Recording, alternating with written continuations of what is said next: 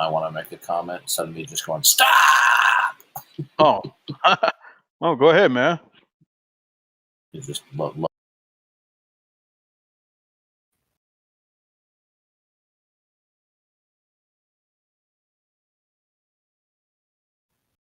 Yeah, I just listened to it. He just reasserted the same thing. He says, I don't see a reason. Well, that means he's just saying that all facts are not dependent on God. Right? He's just reasserting it. Yeah, when he said in there, and he said, well, I don't have a reason to believe in God. Okay. Well, okay, so if you did have a reason you believe in it, good. Then what's your reason to believe that what is fundamental is impersonal? And he actually says, because I don't have a reason to believe in God. Yeah. So in other words, I can come along and say, well, you know what? I believe in God because I don't have a reason to believe in naturalism. Well, when he says, I don't have a reason to believe in God, a reason would be, for example, evidentiary support would be a reason. So that means that he believes all the facts around him aren't a reason to believe in God. So he's just reasserting the same thing. This just goes to show you that if you understand the biblical worldview and you know the right kind of question to ask, a precise question. These were not trick questions. They were not loaded questions, but they were very precise, and they're targeting the worldview issue. Okay. You know, you could ask the question differently, and when they say that they don't have a reason, you could say, well, how did you determine you don't have a reason? Right? Given your basic disposition, it's already implicit that you don't think there's a good reason to believe in God. That's not the point. How did you determine there was no good reason? What was your specific rationale and how you came to that conclusion? Reasserting the same thing. Yeah, go ahead. Then later he says, well, I interpret the world around me without reference to God. And that's basically what he said. I don't remember his exact phrasing, but that's what he said. He said, I don't need the hypothesis. He called it a hypothesis. I don't need that hypothesis, meaning that he interprets the world around him without reference to God. Well, how did he determine that the world around him need not reference God? I mean, his answer was worse than most of the atheist teenagers we encounter. Right? You see the power of biblical presuppositional reasoning and then devising questions from that? There's a reason why most of the people we get on here are total clowns, because even the best of them can't even think past those stupid slogans and catchphrases and talking points. Even ones with PhDs can't think beyond that box. So what chance does these laymen are going to have? None. The only thing I wish, Darth, is that you had pointed out that he was just reasserting the same claim, because it almost seemed like you were just ignoring his answer to like someone who didn't know that he was just reasserting it in a different way. Well, I had very limited time, and I had to think carefully of what to say next because I knew at any moment I could be cut off by the people running it. Oh, for sure. As soon as that intellectual bullet leaves the gun, you know, they're like, get down, Mr. President. That's right. All right, here we go. A couple questions. I think Darth Dawkins wanted to ask a couple questions. If he's a Christian apologist, and so if you want to move on at some point, just let me know. But if you want to ask your questions, if it's going to be too rough for you to talk to a Christian apologist, right, we can move on whenever you want. Professor, can you tell me how to? Hold on a second. I got to turn something off. See, this was precious time. How do I pronounce your last name? Pigliucci. The G is basically silent. Pigliucci.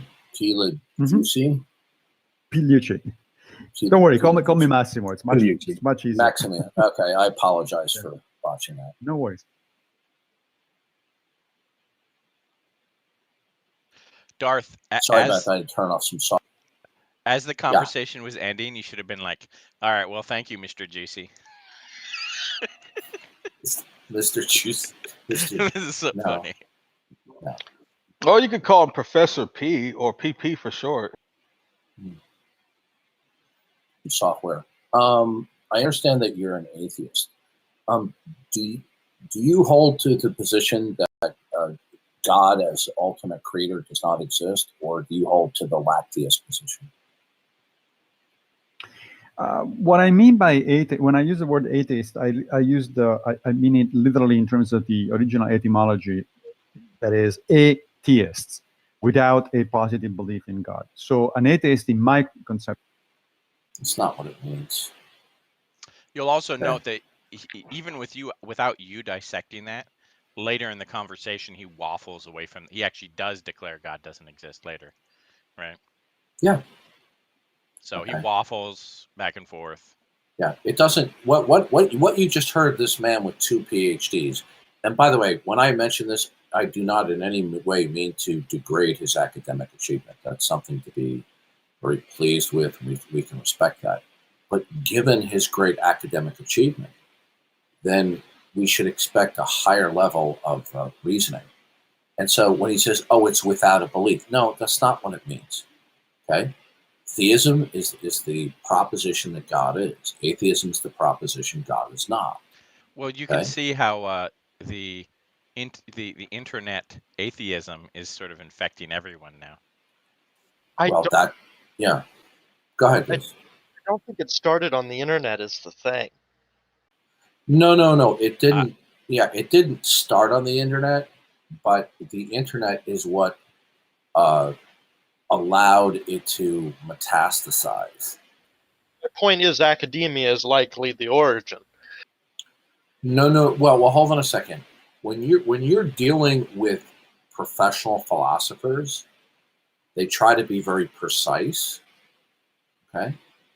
And so that's not the kind of thing that a lot of professional philosophers would fall prey to, because they realize this is just simply an appeal to ambiguity.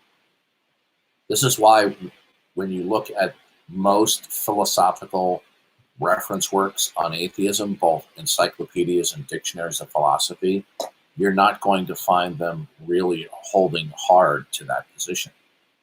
Now, they might reference it when they make a delineation between, let's say, strong and weak atheism, and then they'll point out that weak atheism is almost indistinguishable from agnosticism.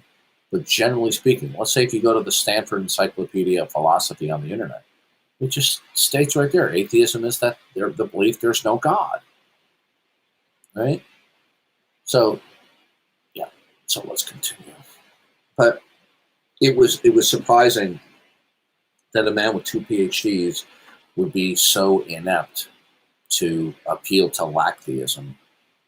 Conception, at least, is not somebody who says there is no God, because that's an absolute statement. That falls into the 0% belief that I was talking about a minute ago, and I don't think that's a rational statement to make, because it's possible that there is a God out there, depending on how.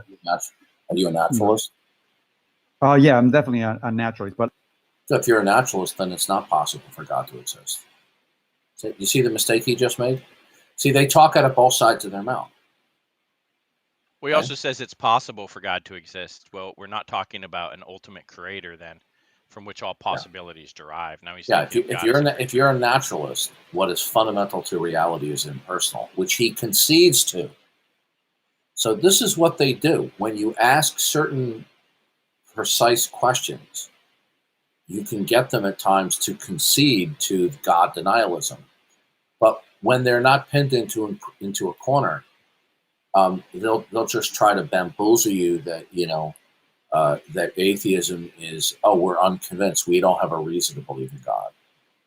When they're not backed into a corner, when they don't know they're going to be backed in a corner farther in the conversation, then they'll admit their actual position. But then when you try to pin them in the corner, then they start slippering and sliming around. And this is so commonplace among the rank and file of atheists. But before we get to naturalism, let me finish that thought. So when I say that I'm an atheist, I mean that I don't have sufficient reasons or evidence to believe in any particular kind of God. Okay, good. Then why don't you call himself an agnostic? Right? Why not? Well, we know why.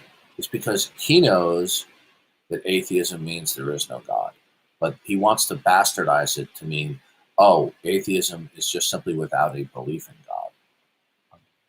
So, but because that position is not at zero, I'm willing to entertain arguments and evidence. Okay, as a naturalist, do you believe that what is fundamental to reality, the source of all possibility, is impersonal? What do you mean by impersonal? How the hell does he not know that as a PhD? No, he has 2 PhDs. I think he's As just a double stalling. PhD, how the hell does he not know that? There's no way he can do that. I think you're right. I think he does know it. He's just stalling for time. So he's Okay, like, and by the way, brain I can was try in. to think of what Yeah. to say next. I was incorrect. I said 6 minutes. Okay, the recording is 6 minutes and like 27 seconds, but the first minute there's nothing there. So it took me less than 6 minutes, less than 5 minutes to expose this guy. What do you mean by impersonal? Right? I mean, really? Really? You've never heard the word impersonal? Impersonal? He knows damn well what I mean. This was a stall tactic. That's just like if you use the word argument and he's like, what do you mean by argument? Like, dude, these are basic everyday common words used in common parlance. You know what the hell it means, dude. Come on. Well, it all depends on the meaning of is. Meaning it's not personal. It's not a mind. Yeah, that's right. It's not a mind. Yeah. Okay. Do you have a rational justification or evidence to support that? That to me is the wrong question. What?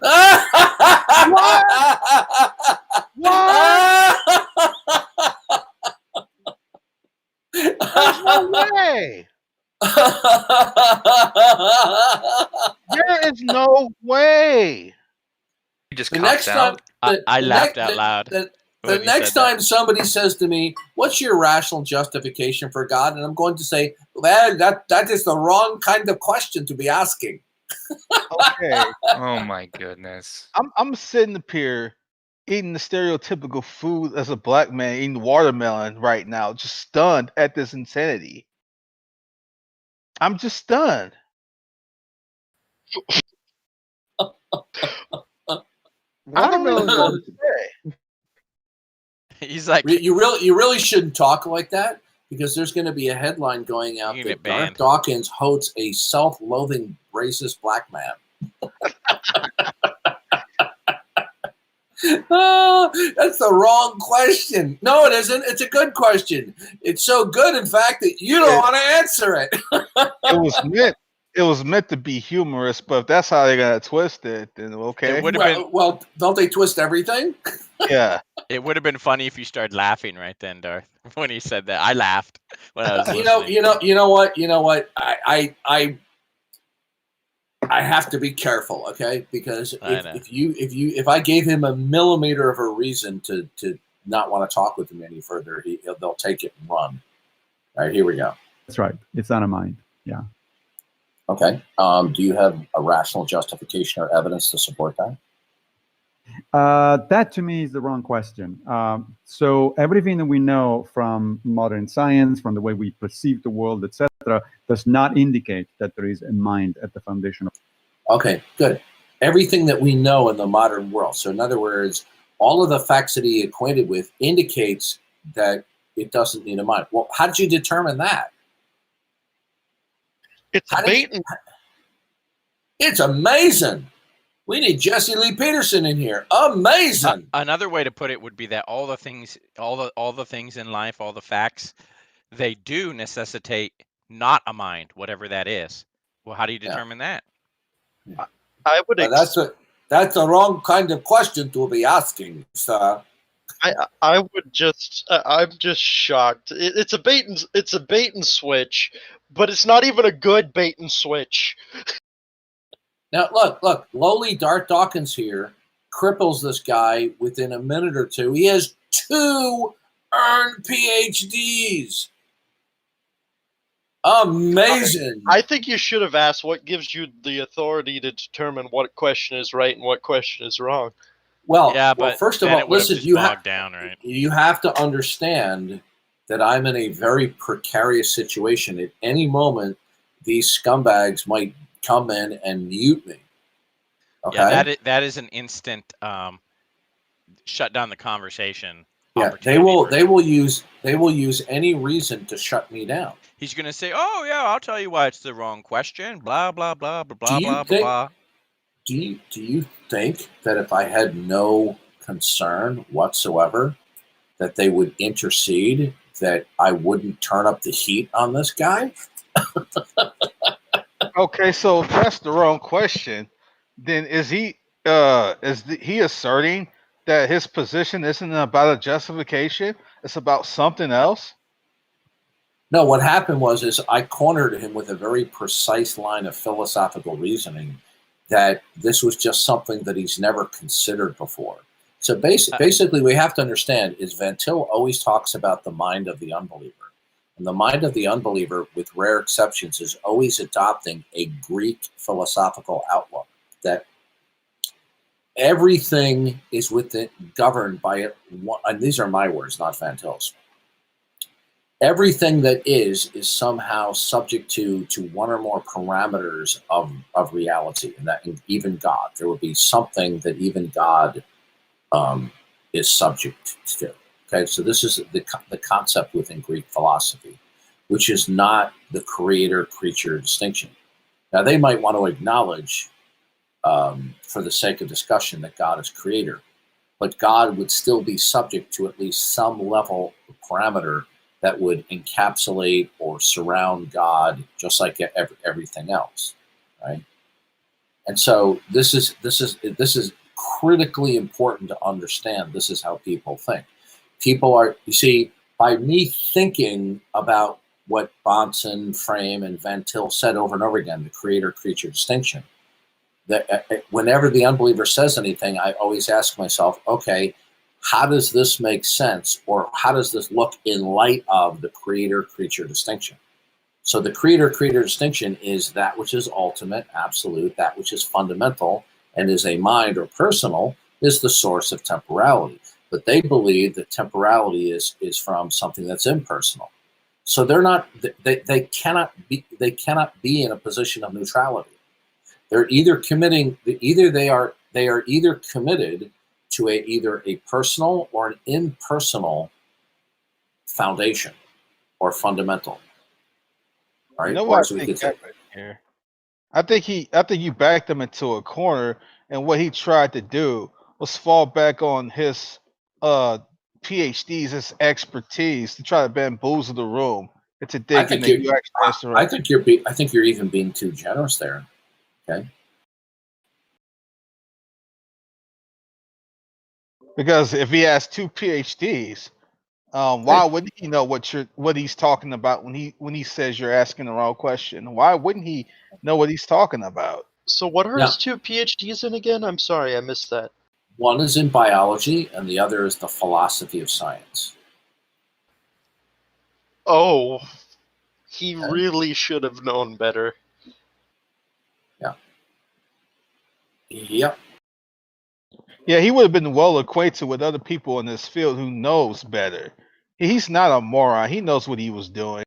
Oh, absolutely not. I mean, you don't get two PhDs like that when you're an idiot. You have to be really smart.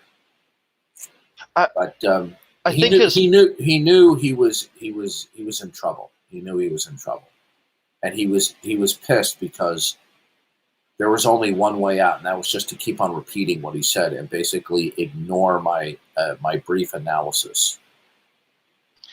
Well, how long has he been out of university, i.e. how long has he been working in the field? Because if somebody has been out of university for a long time, benefit of the doubt, they can forget a lot of what they know. No, he's a professor of philosophy at the City College of New York. Oh!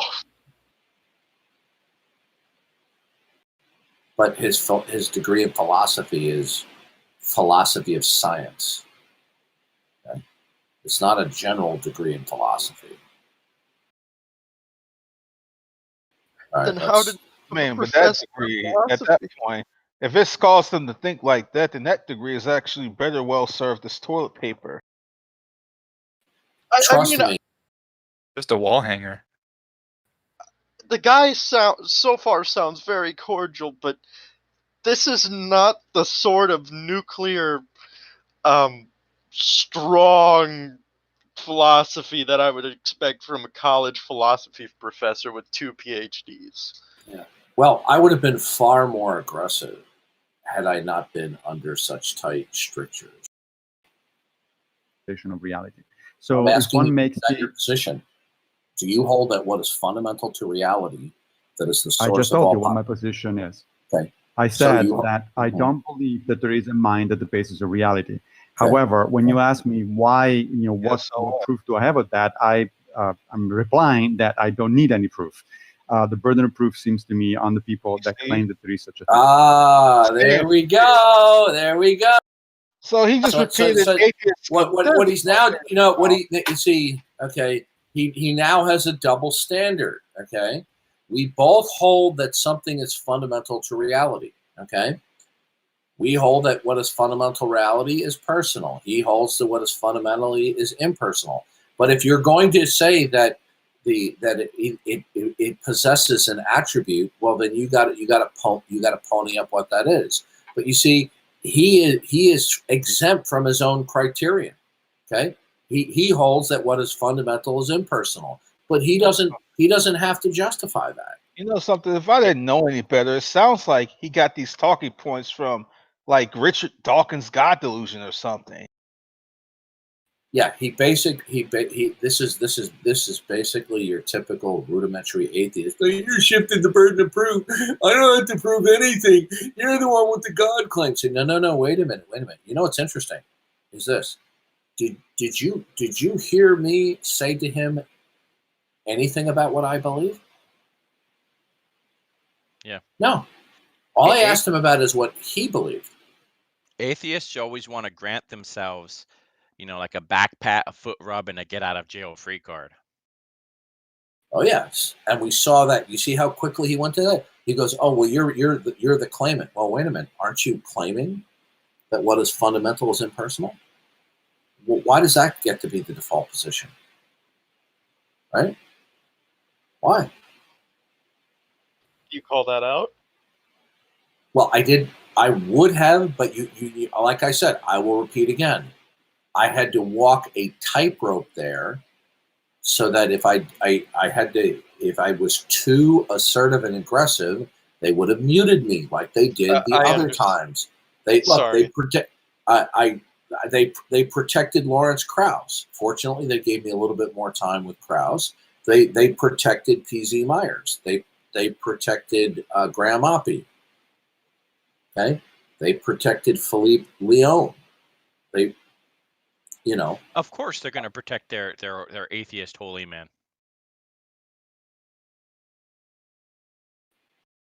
I mean, this.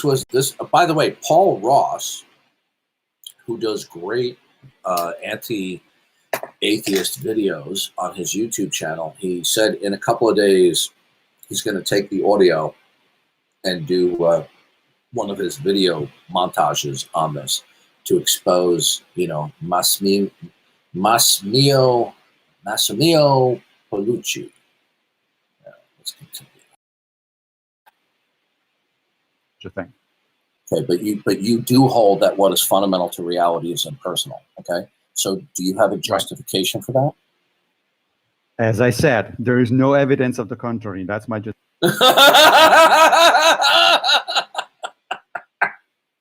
Do you have evidence for what you believe? And he answers, there's no evidence for the contrary.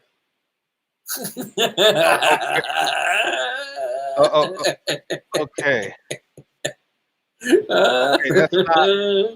That's not the issue. I mean, here's the thing. Even if there was no evidence for your position, that does not equate to there's evidence for his position. You see, they do not want to be accountable to what they really believe in terms of their metaphysic.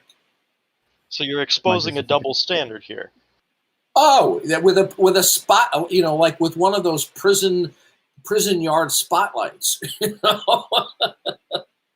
I mean, it is such a double standard. No evidence to the contrary. So you decided that all the facts that you're acquainted with do not necessitate referencing a God as the personal ultimate. Well, how did you determine that? Because I don't see I think it was Pierre-Simon de Laplace famously put it to Napoleon. I don't see any reason for that hypothesis. Okay, that is a bastardization of the quote. Now, I'm going to show you that while we can respect somebody's academic achievements, that doesn't insulate themselves from sticking their foot in their mouth. Laplace was an astronomer, and Laplace, there's an apocryphal story. It may be true, it might not be true, where Laplace says he's explaining what he believes are the workings of celestial bodies. And Napoleon has reportedly said to him, well, how does God fit into this kind of description of celestial mechanics?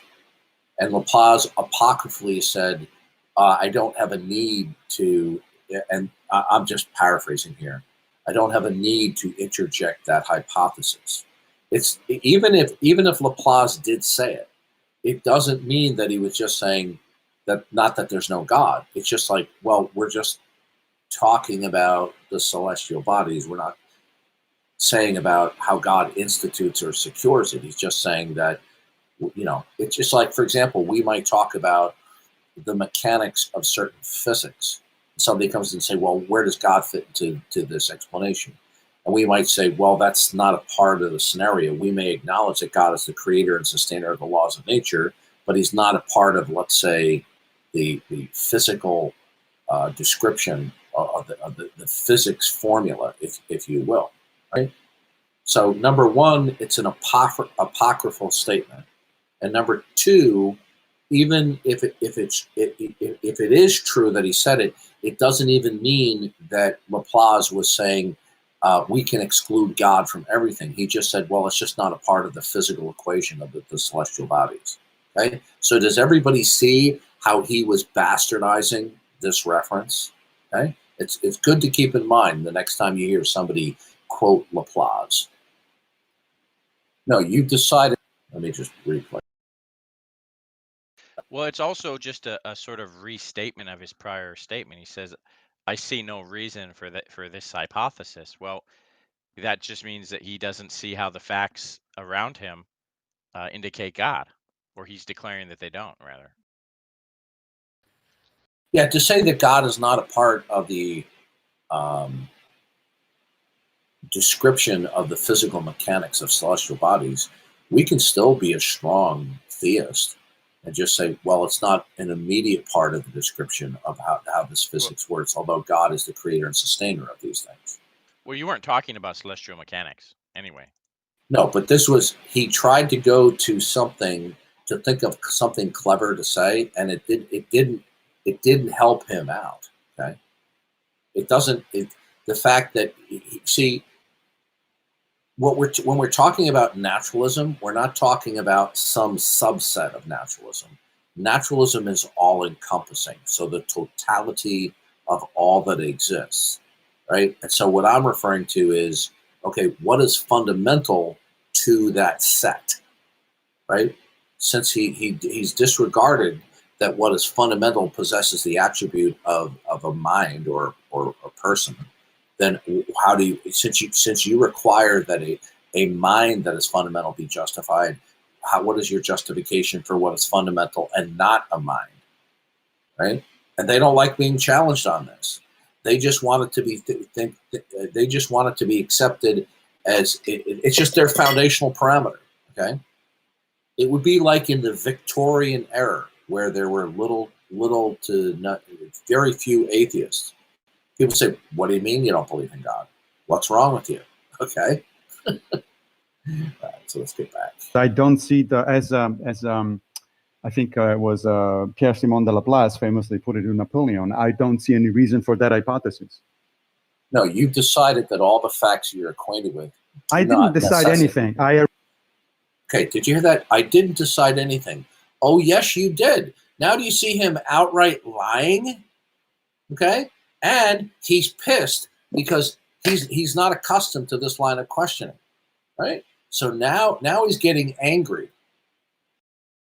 I am a little upset with academia that this man has not come into contact with any sort of apologetical opposition along these lines over the course of getting 2 PhDs, one in philosophy, a philosophy field. I have interesting news. He debated William Lane Craig. Well, that should be interesting how that turned out. Okay. There's a transcript of the debate.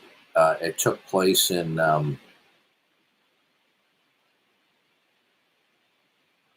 There's no video. This took place. Is there a video? I'm not sure. He more than likely got torched. Okay, in January of 1998, Craig debated Paolucci. Okay, Paolucci is like 57, so 98. So that's 22, 23 years ago. Okay? Yes, yeah, 22 years. Okay. So he debated Craig all those years ago. Hello everyone. What was that?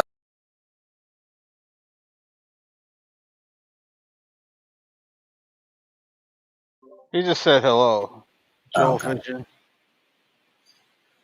Okay, so let's continue with this little crybaby. Pierre Simon de Laplace famously put it to Napoleon, I don't see any reason for that hypothesis.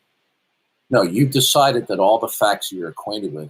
I didn't decide anything. I arrived at a conclusion based on my understanding of the world, and that conclusion is... Did you see him contradict himself? He just contradicted himself. He said the same thing in different words. He just contradicted. I haven't decided anything. And then he goes on to explain about how he decided it. Let me play it again. This is a guy with 2 PhDs. No, you decided that all the facts you're acquainted with. I didn't decide anything. I arrived at a conclusion based... Oh, how did you arrive at that conclusion without deciding about the facts? He didn't. I stand corrected. I didn't decide anything. You see what a crybaby? I didn't decide anything. I arrived at a conclusion. How do you arrive at a conclusion without deciding anything? Exactly. Well, I mean, talk about hitting a concrete wall at 100 miles an hour. Based on not just that, walking away or presumably walking away or drifting away from the concrete wall and then immediately doing a 180 right back into it at 180 miles per hour. Notice my question is probing at the heart of what he really believes. And this is why he's getting pissed. Okay? He's getting really pissed, right? Here, let me get a quote for you, okay?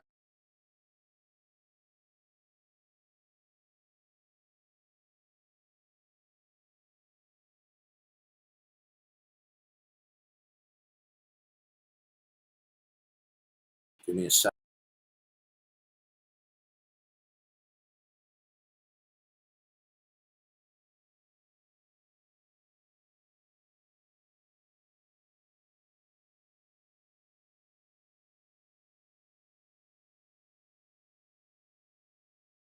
That's not it. Excuse me. Anyway, I'm not going to read it. I'll have to find it first. I'm not going to keep you guys waiting. But the quote is from Rousas Rushdoony, where he points out that there are certainly fundamental beliefs that people think is ridiculous for you to even bring up, to even examine and question what they believe and why they believe it. It's so fundamental that it's just like, what are you doing? What are you doing? You know? for that hypothesis. No, you decided that all the facts you're acquainted with. I didn't decide anything. I arrived at a conclusion based on my understanding of the world, and that conclusion. Oh, so you did that without deciding anything? I mean, that's a pure contradiction in terms right there. Conclusion is, I see no reason to believe that there is a mind at the basis of reality. Okay, so there's no reason. All right. So what's your reason to believe that what is fundamental is not a mind? Where'd you get that from? See, he doesn't want that examined. He wants to be insulated with his foundational parameter or parameters. That he thinks it's dirty pool for me to ask the same question of his model of reality that he wants to ask of a theist model of reality. Reality. So you believe that facts do not necessitate referencing God as the ultimate necessary precondition? Correct. Okay, how did you determine that? I'm thinking. Here's That's a why man. he's laughing. Here's because a he man. knows he got him. Here's a man who has 2 earned PhDs. Within less than 4 minutes, I took this guy down. Listen to the Okay? nervous laughter. Yeah. Okay. This is a guy who debated William Lane Craig in 1998. Well, it took me less than 4 minutes by asking a precise biblical presuppositional question, and immediately he folds like a cheap lawn chair. That's the ultimate necessary precondition. Correct. Okay, how did you determine that? I'm thinking that there is something here that we're talking past each other. Really? Now, was that a legitimate question? No, we're not. It was how did you legit. do? How But did we you determine aren't that? talking Yeah. past. We aren't talking past anybody. You're just ignoring the question. Guy starts laughing in a kind of nervous laugh, and now he has to think of an excuse. How the hell am I going to get out of this? Okay, how did you determine that? I'm thinking that there is something here that we're talking past each other. No, that was a straightforward question. Yeah, no, it's not really a straightforward question. You know it is. Okay, what did he just say right there? He said, no, it's not really a straightforward question. Oh, it's not? How did you determine that? It's not a straightforward question? Yeah, that's what he said. He said, no, it's not really. Can you imagine he gets pulled over by the cops? Driver's license and registration, he starts laughing, right? And you say, did you hear my question? And he says, that's not a straightforward question. You see, this is the problem with PhDs like this guy. They think because they have PhDs that people are just going to gravitate them saying any kind of BS they want because they have PhDs and they can get away with it. Yeah. We're talking past each other. Wait a minute. I'm not talking past him. I'm not being bamboozled by his verbal gymnastics to try to avoid my questions. I'm not talking past him. I'm talking directly to him. And here's another problem I have. If he's supposed to be some precise philosophical 2 PhD laden guy, then wouldn't he be precise in his language and not be talking past you? Yeah. He should be very well trained to not talk past you. The reason why he said we're talking past each other is because he knows he's cornered. He's lying. He doesn't. Of course he was lying. Of course it was all an act. No, that was a straightforward question. Yeah, no, it's not really a straightforward question. You know it is. Okay, you either believe that it is necessary to reference God as the precondition of all facts. And I already said I don't. Or you don't believe that. Okay. So right. what is your justification that all facts indeed are I already gave you that also. I thought. Okay, he also gave that to us. Which is that? It's because he's unconvinced. Well, the fact that you're unconvinced, it doesn't follow because you're unconvinced that all facts necessitate God, that all facts necessitate an impersonal fundamental, right? So I said that I see no reason, based on my understanding of what science tells us, to invoke any mind fundamental to reality. I'm not asking you a therefore I don't. So I'm not asking you a scientific question. No, actually, I'm asking you a metaphysical question. Okay? Now. Yeah. See, the problem is that metaphysics, that when it's completely disconnected from empirical evidence and therefore from epistemology, serves no purpose at all. Gosh. This was a little bit of gobbledygook mixed in with some verificationism. Okay, so you will either believe that what's fundamental to reality is either a mind or not a mind. Okay, Now, if somebody says that they believe what's fundamental to reality is a mind, in order for you to accept that, you would need a justification or evidentiary support. That's your criterion of belief. But you are not following that criterion of belief when you adopt what is fundamental to reality, the source of all possibility, that it is not a mind. Are you conceding here that you do not have a justification, that what you do positively believe, that what is fundamental to reality is not a mind? I'm not sure we're using the same language here. I told you what the... See, this guy's a liar. Okay? I'm being very clear. Okay? I'm not being ambiguous. I'm not obfuscating. He just doesn't like the fact that my questions are so carefully formulated. It allows him little to no wiggle room. Right? You see what a fraud this guy is? What the justification is already 3 times. I don't think I need to repeat it a 4th one. Yeah. Yeah. No, you didn't justify anything. Yeah. In fact, no, his justification. No, his justification. Okay, his justification for what is fundamental to reality and is impersonal is that the alternative hasn't convinced him. Yeah, but right? and he said he didn't need to justify anything, first of all, and second of all, reasserting your position over and over again is not a justification. We already know you're not. This guy with 2 PhDs was tapping out because he couldn't defend his naturalism. All right. Yeah, what you said is you see no reason to believe it. That means that you decided. You only go after white belts, right? Well, they can't say that anymore because I went after Lawrence Krauss, right? I went after P.Z. Myers. I went after Graham Oppie. Graham Oppie was sleazy too. He didn't want to talk with me. Okay? What all they want are some sycophantic, obsequious person groveling at their feet saying, "Tell me more, doctor."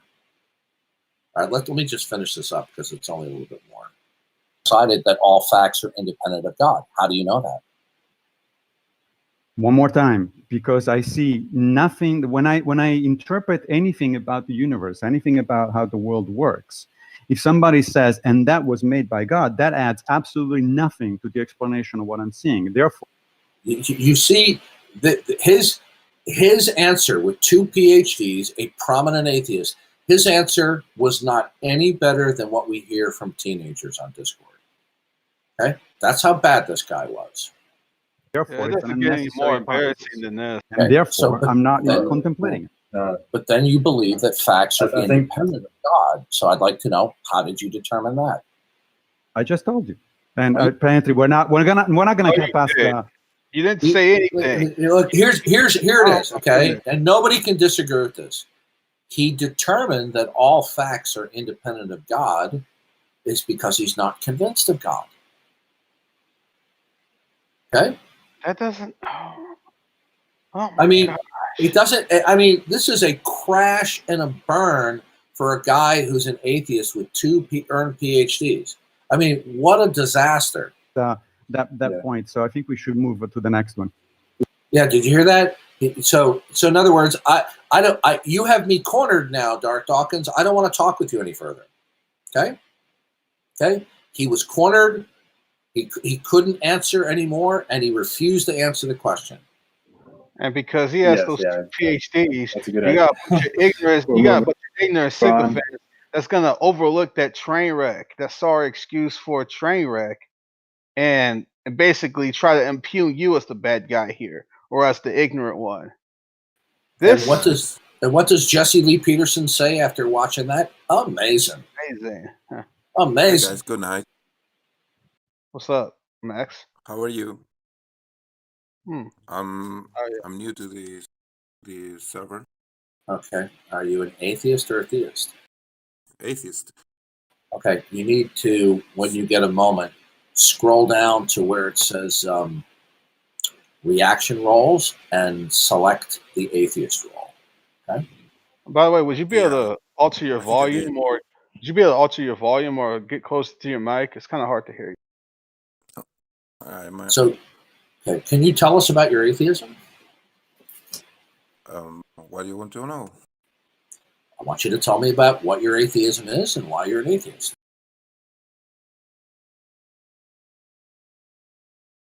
Well, in God. I didn't hear you, sir. I'm sorry. I'm from my cell phone. I'm going to switch to my computer, and maybe I will be able to speak. All right, take your time.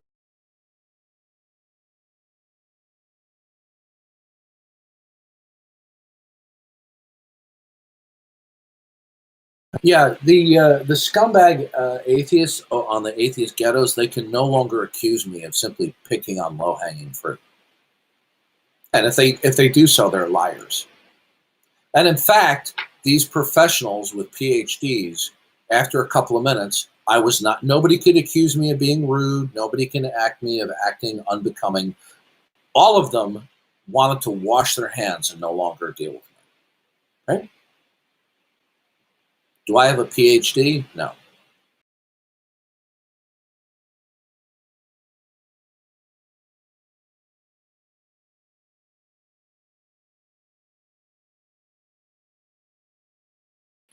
Yeah, that was again, I was surprised. I did not expect him to crash and burn like that. I was very surprised at how bad he did.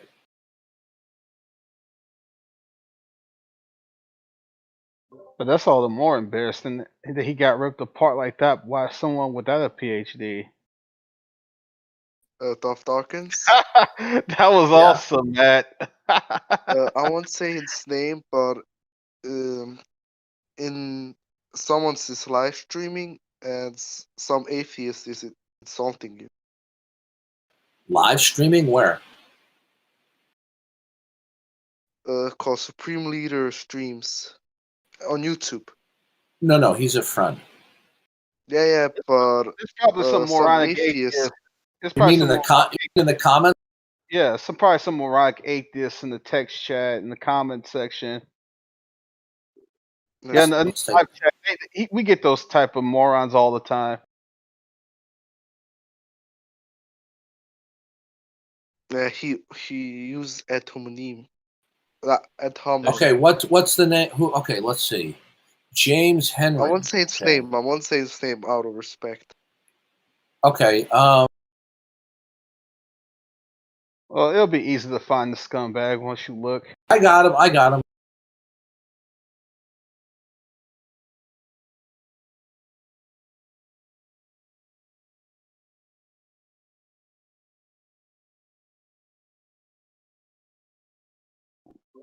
You gonna respond to him and tell him to come in here?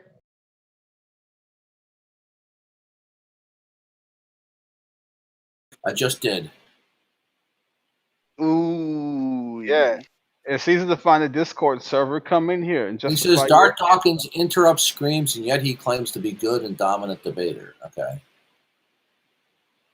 How is it that Darth Dawkins refuses to defend his Christianity? That's simply not true. And by the way, if he agrees to come in here, I'll act as a neutral moderator for both of you. Yeah. All right. Okay. All right. Listen to me. James Henry, I'm going to give you 5 minutes because of the delay of the video for you to come onto Discord. Okay. If you don't come into Discord and present your criticism, I'm going to conclude that you're just simply a cowardly troll. Okay. Right.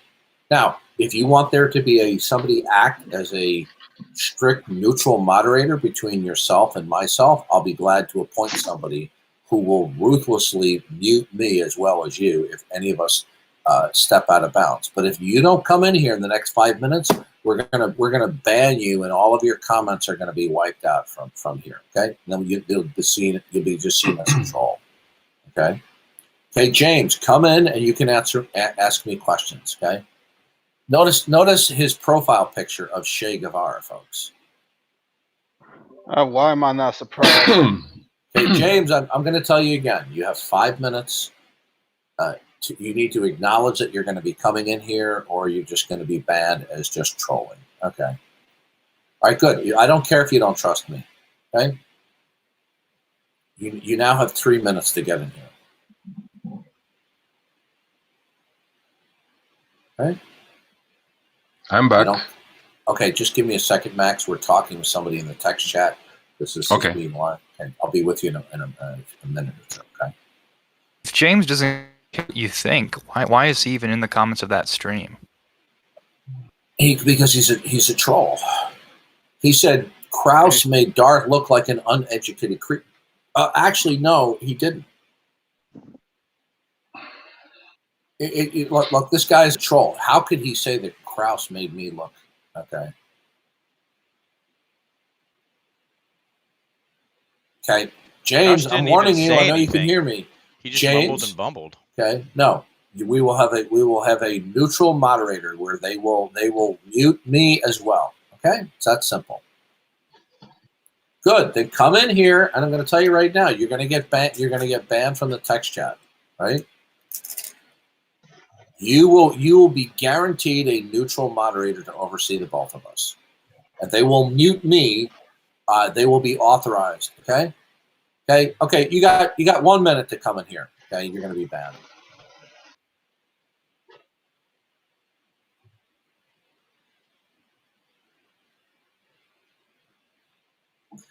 Okay. Supreme Leader, ban him. Ban James Henry from the text chat. Okay. Are you there, Supreme Leader? There we go. Okay. We took care of that. Yeah, we deal with these trolls. Okay, so Max, Appeal to tell us about authority. Well, Yeah, appeal to authority fallacy. I came here because some guy on the ACA forum invited me. I didn't know what this. From the ACA? Oh, you mean the Atheist he Church was, of Austin? Yeah, he was on the ACA and he invited me to this server. Right. I didn't know what this was about. I'm just This is a entered to server. listen.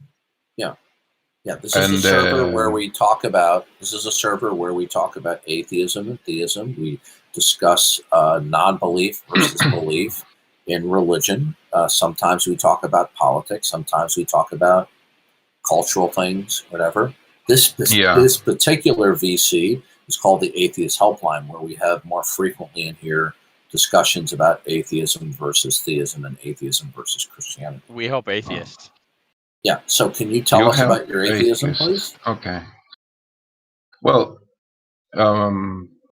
first, I want to ask you a question.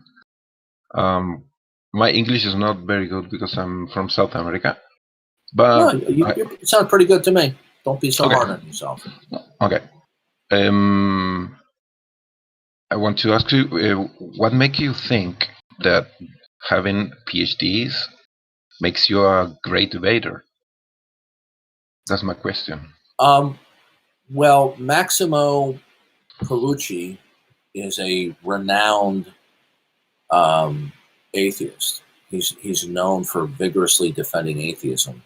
And given the fact that he has 2 earned PhDs, which he should be immensely pleased at, and that we can respect and admire that, then he is more than enough intellectually equipped to handle himself to defend his position.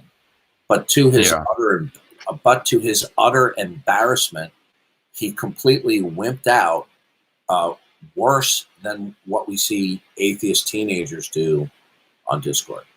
I've seen atheist teenagers with more courage than that guy. Okay, fair enough.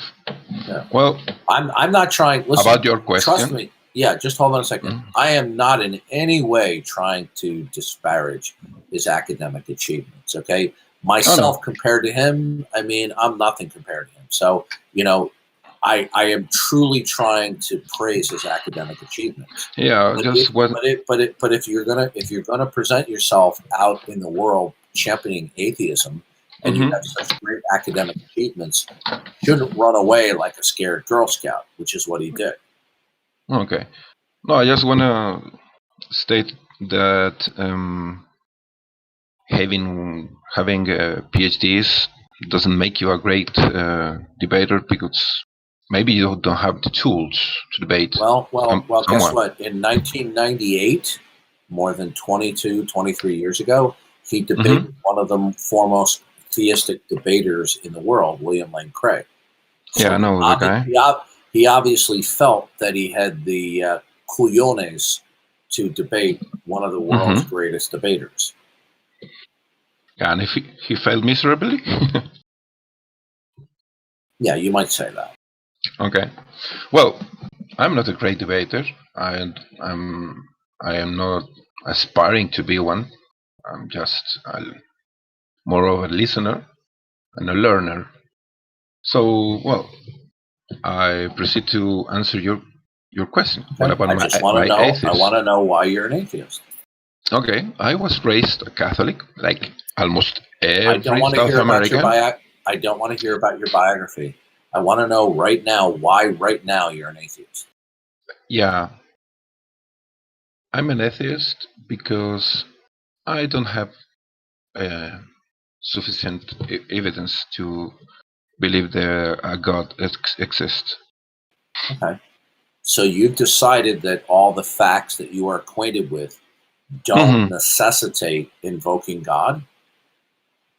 I decided that every information I got is not sufficient. Okay. No, you got to listen to the question. So you've decided that all the facts that you know of don't necessitate referencing God. In other words, you've decided... You mean facts? Facts any facts at all. You've decided that any and all facts that you are acquainted with are independent of God. You've decided they exist independently of God. Yeah. How did you determine that? Pretty much. How did you determine that? Because they exist. Well, facts are that it doesn't follow that something exists that therefore it's independent of God. Yeah, but the question is a little bit loaded, man. No, there's no objectionable premise. You believe that facts they exist independently of God. How did you determine that out there in the world, not just in your own mind? I'm not interested in a statement of what you lack. You've decided that facts exist independently of having their origin in God. How did you determine that? How'd you determine that? By using logic. Okay. Okay, give it to me. Yeah. I don't think I understand your question. And I think you've decided. And I think I understand what you are doing. If somebody believes in God, you have. Please let me finish. You have this method of kind of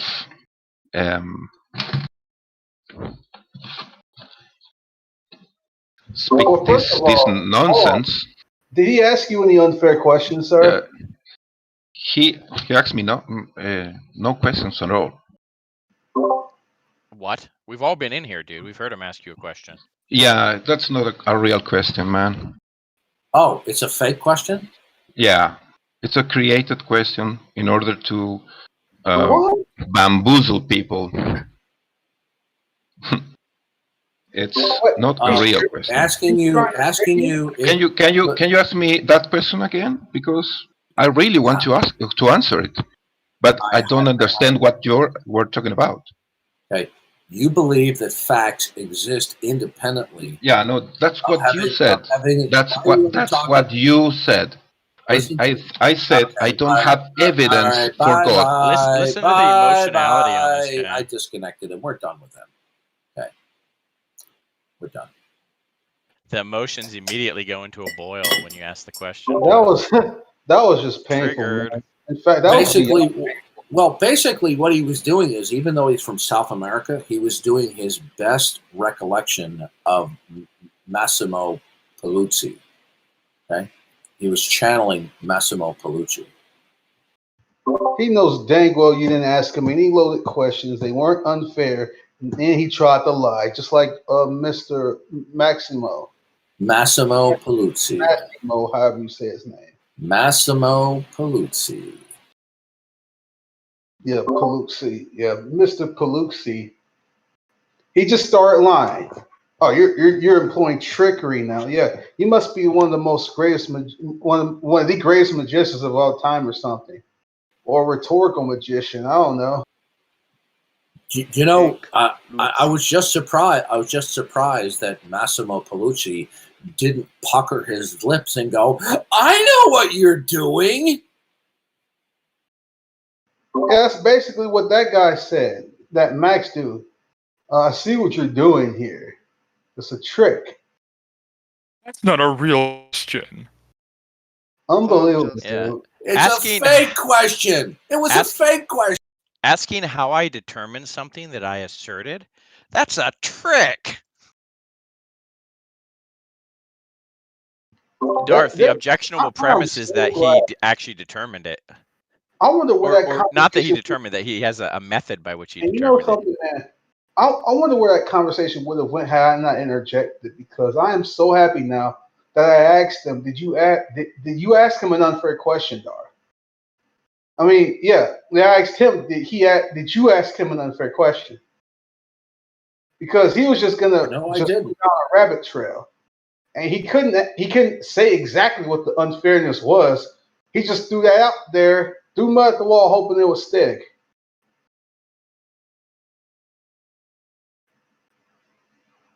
Where do they grow these people? I don't know. In a vat. Unbelievable. He basically was a carbon copy of Mr. Massimo. Pecluzzi. His name is Pecluzzi. It wouldn't surprise me one bit if that was actually his professor. Yeah, but I'm making fun of the name. Pecluzzi. You know what would have been funnier is if this guy just now, when you asked him that, Darth, you should have said, "That's not the right question."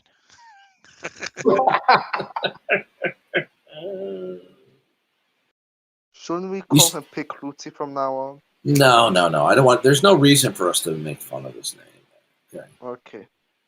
Now, if he was a regular YouTube atheist, then I might do that. Because I do make fun of the YouTube atheists because I consider them clowns.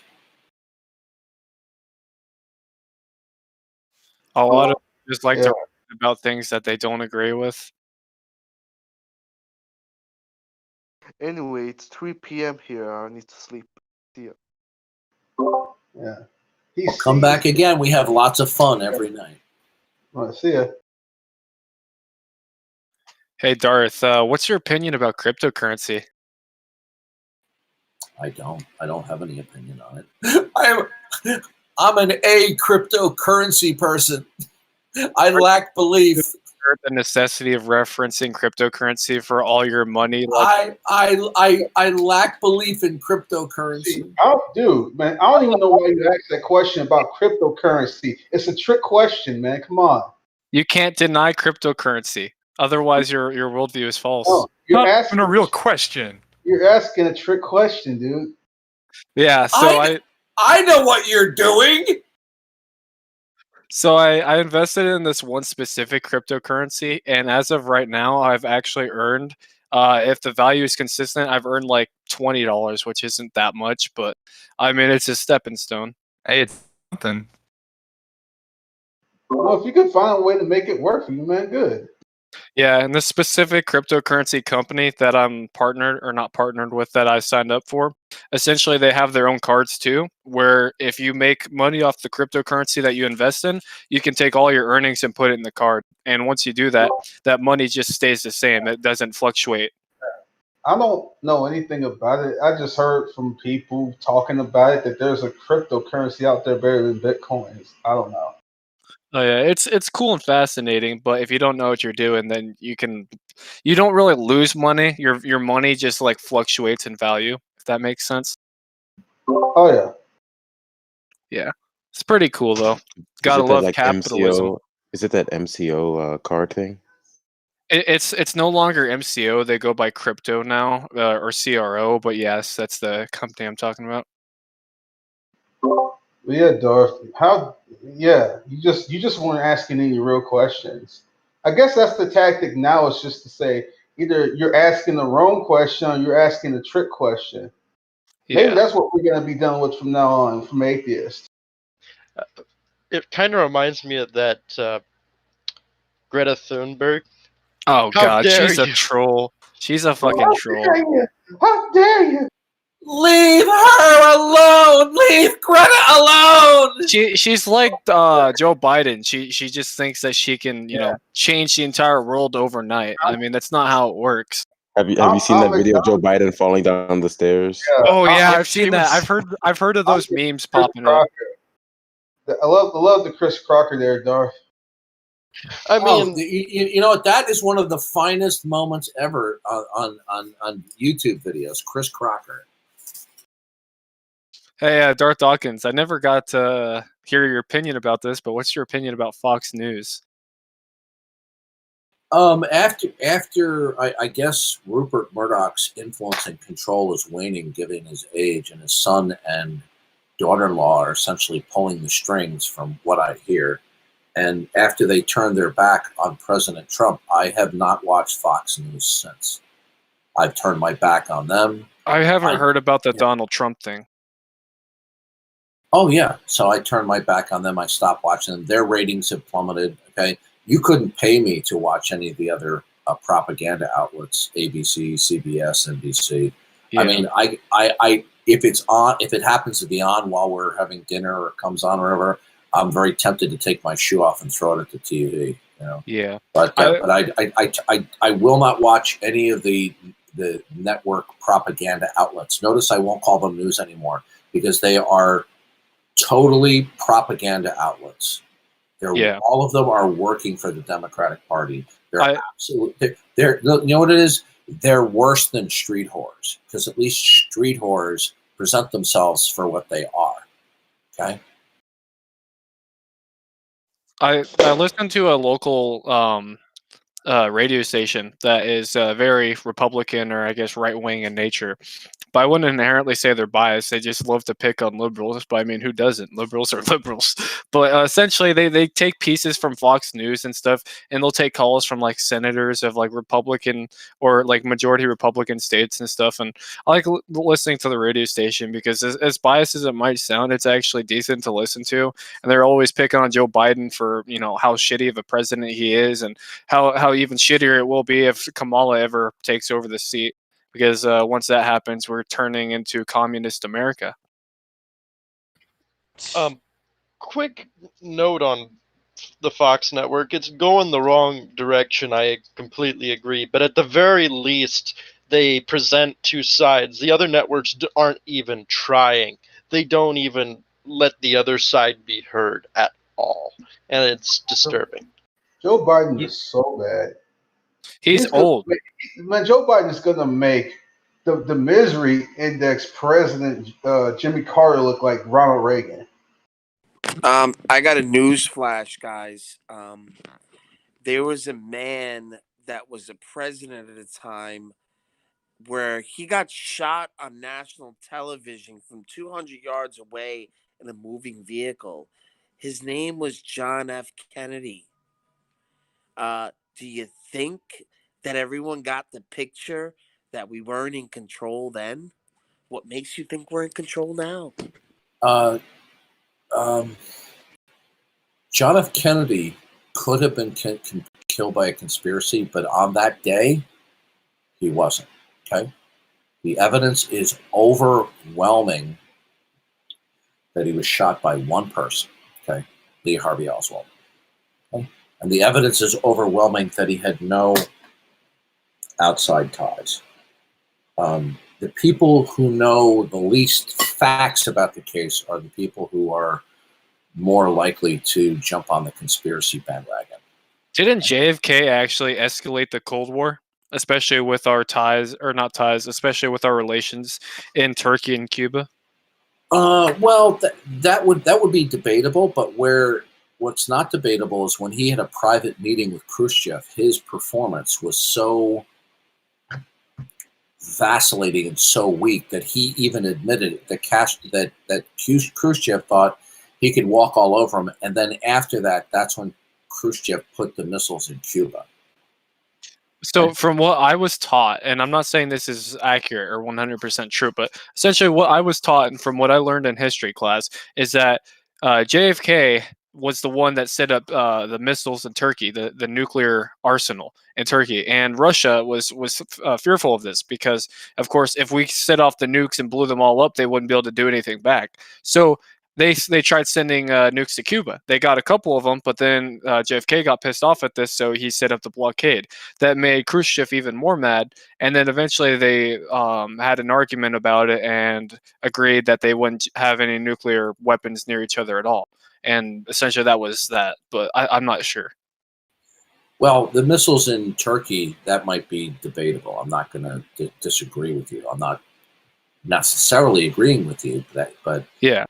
There was a meeting with him and Khrushchev, and he admitted that he was awful in it. And well, the Russians were actually inferior to us for quite a long time. They had to steal our nuclear information to even develop their own nuke. Now, sure, they've made the most powerful known nuclear weapon to mankind, the Tsar Bomba. However, according to historical sources and knowledge, we've almost always had in points of history more nuclear weapons than they have. And not only that, we've had I guess more successful missions infiltrating things like the KGB and understanding their agendas. They even had the KGB defectors come and explain to us what happened and why they were still trying to achieve communism on a massive European/Asian scale. Isn't it amazing how we go from Oswald to Cold War tactics? Anyway. Well, so, it's interesting how we go from Cold War up till the early 90s, and now we have a new one with China. And Joe Biden is it seems like he's going to let the Chinese communists try to take over America. And if that's the case, then we're all doomed. Unless we end up having a civil war, which I hate to say it, but I'd advocate, given if that was the case, that the United States started turning communist. That's completely against our freedom and values as Americans. That's nothing like what we set America to be. I just have a news flash here. The grandson of Curly from the Three Stooges has launched a atheist YouTube channel. So why don't we just take a peek? This is the grandson of Curly. Also, what's up, Jake? Hey, Colonel. They like the skateboard, and it's like, hello, my doing? Y'all ready to mamba? Oh, wait, that's not what you do. What's twerking? Oh, no, I don't do that. Yeah, this is a guy. This is a guy who thinks and acts like a child. Money only secures your Satan hell. I'm gonna bring the light to Yeah, he's definitely the great grandson of Curly. we don't know about Jesus. Who's the guy? Yeah, that's a good point. I mean, I don't understand why he thinks that all atheists are just ignorant of the arguments against atheism. I mean, I would hope that most atheists, if they came from a Christian background, Okay. Would somebody please go on to Godless Idiots YouTube channel? I would like more than one person, and saying Darth Dawkins would like to formally request that the two of you have a dialogue with a neutral moderator on atheism versus theism, and say, can you publicly give an answer as to whether you will do that or not? Would somebody do that, please? Which is the second death. Strange definition of love God has there. I know, right? It is kind of a strange thing, but also not just burning in a lake of fire, but also we're going to have, I think it's like maggots or something that are going to eat our flesh or something. I don't know. I just know that there's flame it's like he's an overgrown like insects 15-year-old kid. Maggots in hell that apparently eat us, our flesh and shit. So, all right, let's continue. In belief in God, in Christianity, there's so much mystery, there's so much that we don't know, and it requires faith to come to belief in God. You know, if we're not Look at the way he's behaving. He's like a little that child. There could be a God, then no evidence in the world is ever going to help us. Maybe He it's claims trust. he has a master's degree in programming. Well, I feel like it's a it's a bit of a misunderstanding that we're not open to the possibility of God. I would say that most atheists are open to the possibility of God. That's a lie. That's not But, true. I mean, I just don't. I don't know. I feel like anybody that's like, oh, you're just not open to the possibility of God. He's lying because he said he said in on one of his blogs that believing in God is a fantasy. Self and your God. Like I know that there are some atheists out there that take the more Gnostic route, saying that God can't exist and all this other stuff. But I still don't. I just posted the message for you, Darth. The possibility of God. I don't see it. This also kind of violates one logical fallacy. They may. Oh, there it is. One Okay. logical fallacy of possibility or it's possible. They deleted it. They deleted it. They deleted it. His wife deleted it. His wife is the Just because it moderator. is possible The wife doesn't mean deleted it's it. a problem. What's up? Oh, I was just gonna say it's really strange because at one point or another, a lot of atheists did believe in God. Yeah. So I don't know. It's just really weird that they're like they're not open. They deleted it. Okay, they're deleting any reference. They are deleting any reference to me. Hey, Look at Frank did. Good job, Frank.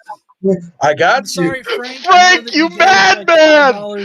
They deleted your message. That was great. That was great. I'm sorry. You had to Frank, you madman! What did he say? What did he say? What? I'm not even gonna touch that with the 10-foot pole. He's afraid. He's scared. Frank, you're the man. Frank, you are the man. Darth, look what I said. Darth, look what I said. Look what I just said. Watch it. It's about to pop up, Darth. True and deepest being, what you know to be true, what you might not be able to touch.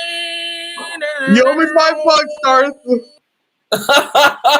They just deleted your message, Christian fellow. Yeah, that's me, the Colonel. Yeah, they're being very cringe. Exactly. What did I Frank agree say? that I don't think the Christian God exists. But as far as like a this is his. I guess that's his wife. I think that's Godless Engineer is not talking to Darth Dawkins. Gee, why not? What are you afraid of, Mr. Big Balls?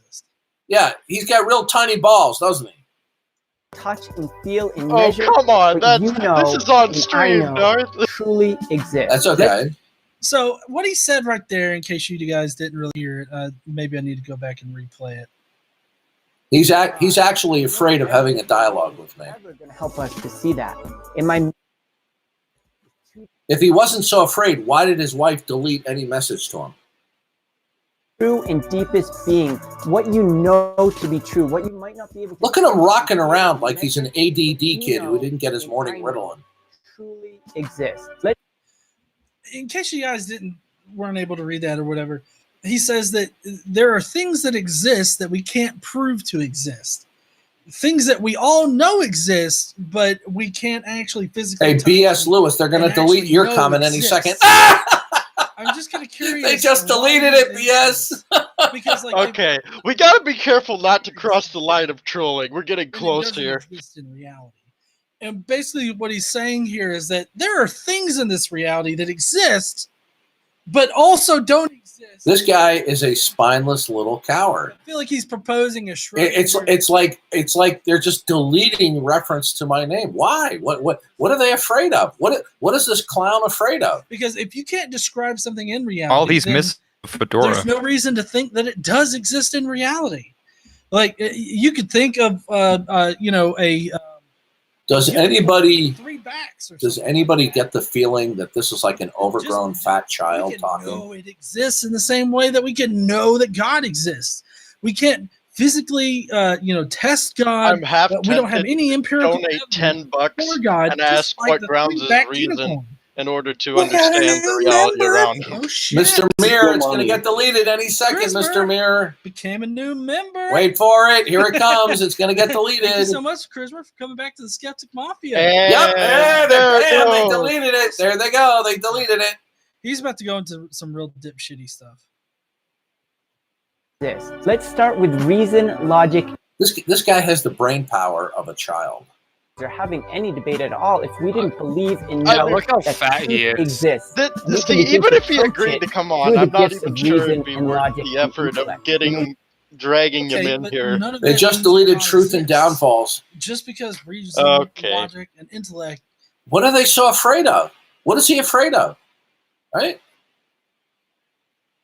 Well, at least he just outright refused. Hey everyone, you should get on your all your alt and accounts logic and just prove dislike the that video. God We should all exists. just get on and That would be dislike it. really awesome if you could do that. I really don't think that you can. 8-bit Jake, it's gonna get. Ah, I got deleted. Look, I'm not for like member messing with Oh, people wow. intentionally. I mean, No, asking no. him and having him Listen to me. All they're simply look. This is not trolling. All they're simply doing is putting a request that this guy's an outspoken, regular atheist, and I'm a well-known theist defender, and he's afraid of even having my name mentioned, so they're deleting the comments. Well, yeah. It's called trolling. I've been placed in a timeout. No, I don't think that's trolling. Requesting that he debate. Okay, I've never had any interaction with him. It's not like there's bad blood between the two of us, right? Supreme Leader Stream said What's that? He's just his comment deleted as well. Yeah. They're deleting them all. By the way, this is his wife who's deleting all these comments. Wow. I'm not even allowed to comment anymore. And So his wife we will wears not the be pants. satisfied with the temporary. That By the way, if you see that your comment has been deleted, then you should assume that the next time you post, you have to look at it from another browser under a different account to see if you're banned. Okay. Because if you're banned, it'll still allow you to post and it will appear on your screen, but it won't appear on everyone else's screen. I guess that's true sometimes, but I went on to Leighton Flowers' streams and I found out I was already banned before I even listened to a stream. I'm not sure it's worth beating a dead horse here. Well, I'm not telling everyone to do it. I just want them to post that I would love to talk with this guy. Look, this guy has the mentality of an overgrown fat child. He's not that smart. He does these videos all the time. He talks out of both sides of his mouth.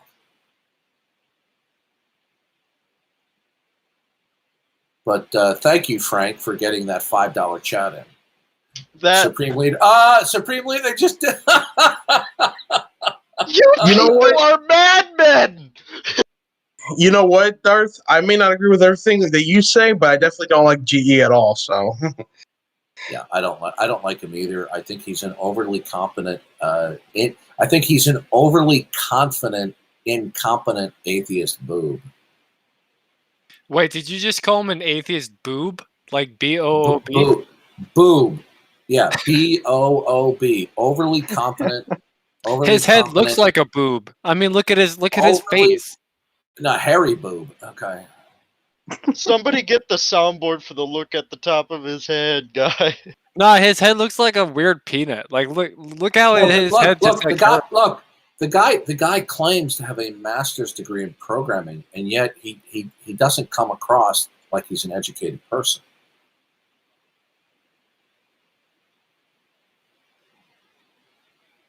I'm actually very satisfied with no God.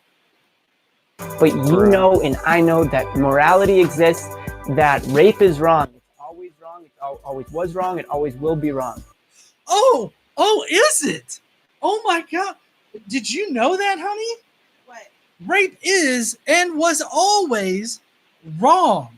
What are you doing? That's common sense. You don't need to. No. I'm not even focused on what he's saying. I'm focusing on the way he's acting. He's like a 15-year-old kid who discovered YouTube. Brian Blackburn found the Blue Your Load one. It's $9.99. You learned in your brain of brains that God ain't real. That's fucking right. Thank you so much, Brian. Now, did you hear what he just said? He said that's effing right. But previously, he maintains that his position is that he lacks belief. You see what liars these people are? 1 minute they will represent their atheism as they're unconvinced, and the next minute they'll make statements where they assert that God doesn't exist. Bible. It's Wasn't this very the guy that was ambiguous saying he as could to disprove the Bible? circumstances around He's like an idiot. deflowering a young virgin. Whether or not there was consent involved, it doesn't really know. Julie Wine and Reason says, "Keep up the good work, y'all. Love from Memphis." Oh, hey, that's pretty close to us there, Julie.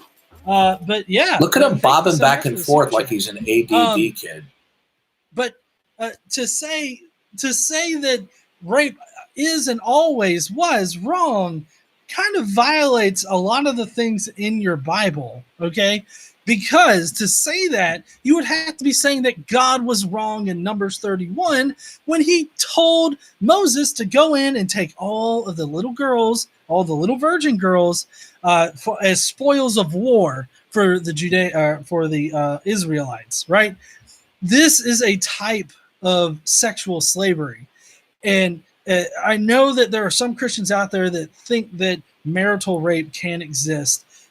You see how sleazy they are, how they misrepresent the text? Okay. That rape was always wrong when it seems like God doesn't exactly command it to happen, but he definitely sets up the circumstances. Yeah, these people are just. I mean, this guy is just an idiot. I can't listen to any more of this idiot. He's like, God doesn't command it, and he's like trying to twist the scripture to make it seem worse. Like, yeah, he's a train wreck.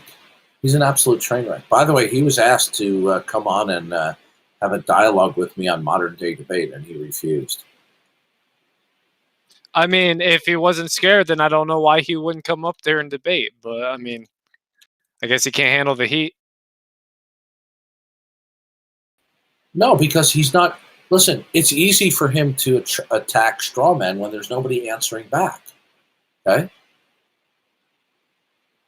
Look what would happen when I posed legitimate philosophical questions to atheist philosophers over the last couple of weeks. Every single one of them folded like cheap lawn chairs. Okay. Not some of them, all of them.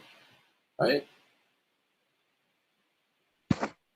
Yeah, this guy is a clown show. He does his YouTube videos, and then he'll selectively have an interaction with somebody. But he's just a clown. Yeah. oh, I haven't asked yet. Does my microphone sound all right? Yeah, It's great, great, excellent, awesome. Thank you. Good. Yeah, I just got this today. The last one I had was really bad. Well, yeah. Not only is this guy an imbecile, he's also definitely could play a remake of the Three Stooges as Curly. Hey, Darth, what do you think is going to happen when the communists try to take away our freedom of speech? Well, what they're going to try to do is they're going to try to do it incrementally. Okay, this is their plan. This is their whole plan for everything. For example, the government takeover of healthcare. Barack Obama admitted it back in 2000. I think it was 7 when he was speaking to a union group. He said, "I strongly believe in a single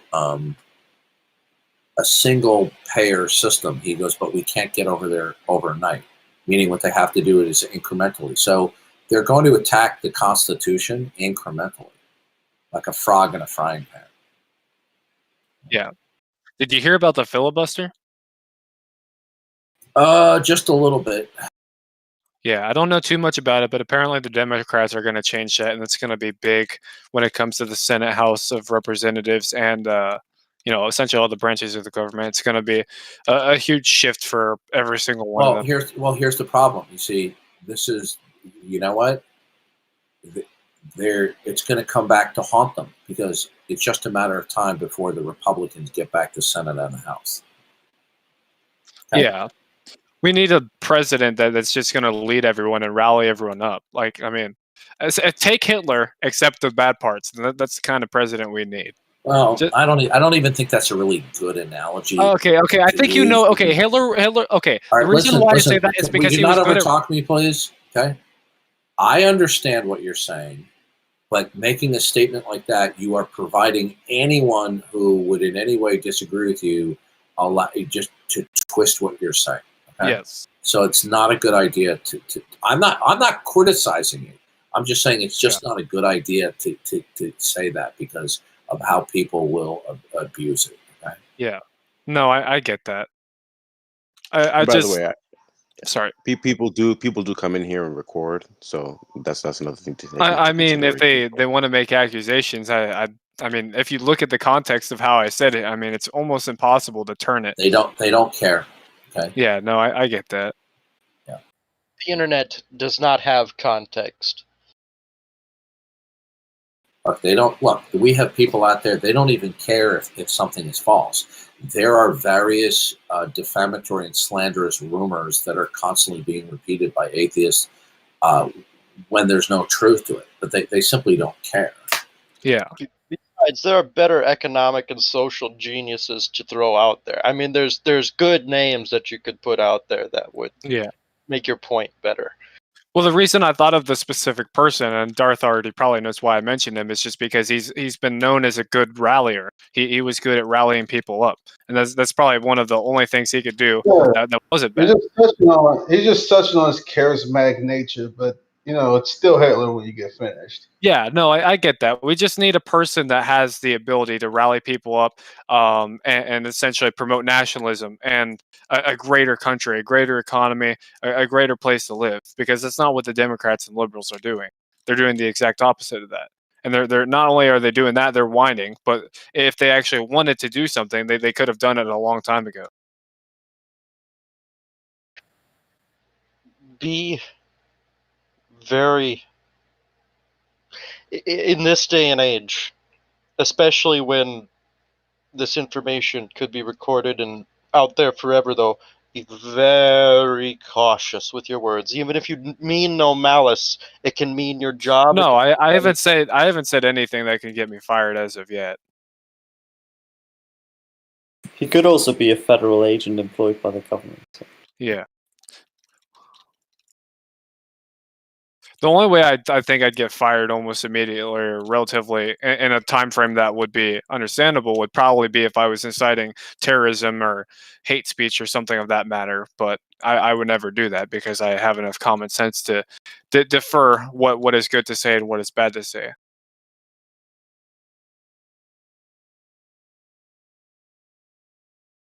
Yeah, I also live in a very right-wing area. I live in Kansas, if that doesn't already help you. I don't think we're in Kansas anymore, Toto. Yeah, well, Kansas isn't being Kansas for much longer because a lot of the liberals here are starting to promote their, and I quote, progressivism. I would even call it that, but Oh, well, they like to twist words to make them their position sound, right. But I think it's manipulation. It's manipulation. Here's what I like to think of when the Democrats try to prove points or try to do anything like back anything up or essentially promise people something. It's like fast food. It's cheap. You can just for all hypothetical purposes, it's cheap. It's easy to access and it looks good. But when you get it, is it really that good? Is it really that great? No, it's not. It's awful. I mean, you get what you pay for, and that's what's going to be the situation with the Democrats. And also the Biden thing with him raising taxes, he may raise taxes for the richer and stuff, but the richer, they have money, they can find ways around that. When they're not getting as much taxes, they're going to be looking at the people that are poor, and they're going to say those people aren't paying instead, and they're going to try to manipulate it and then essentially change it around and snake their way, and then they're going to make everyone pay higher taxes sooner or later. Okay, it's that time again for your favorite analysis show. Let's listen to atheists make fools of themselves. And here we go. Is dead. Everything is permitted. That's what scares them. Well, on the contrary.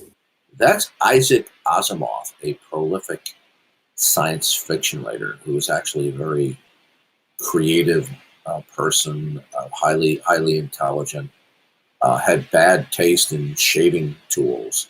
But if you ever saw the movie I, Robot, he wrote the book. that was based upon. And he is he's deceased now, but he's a famous atheist. That assumes that human beings have no feeling about what is right and wrong. Is the only reason you are virtuous because that's your ticket to heaven? Is the only reason you don't beat your children to death because you don't want to go to hell? It seems to me that it's insulting to human beings. Why would that be a bad thing? Insulting to human beings. Wait a minute. We're just evolved pond scum, Isaac. That's not Okay? what upsets me. What upsets me here is he completely misunderstands the doctrine of Christian salvation. He believes that we are trying to hold to some ironclad standard to climb the ladder into heaven, when in reality that's a debt we could never pay.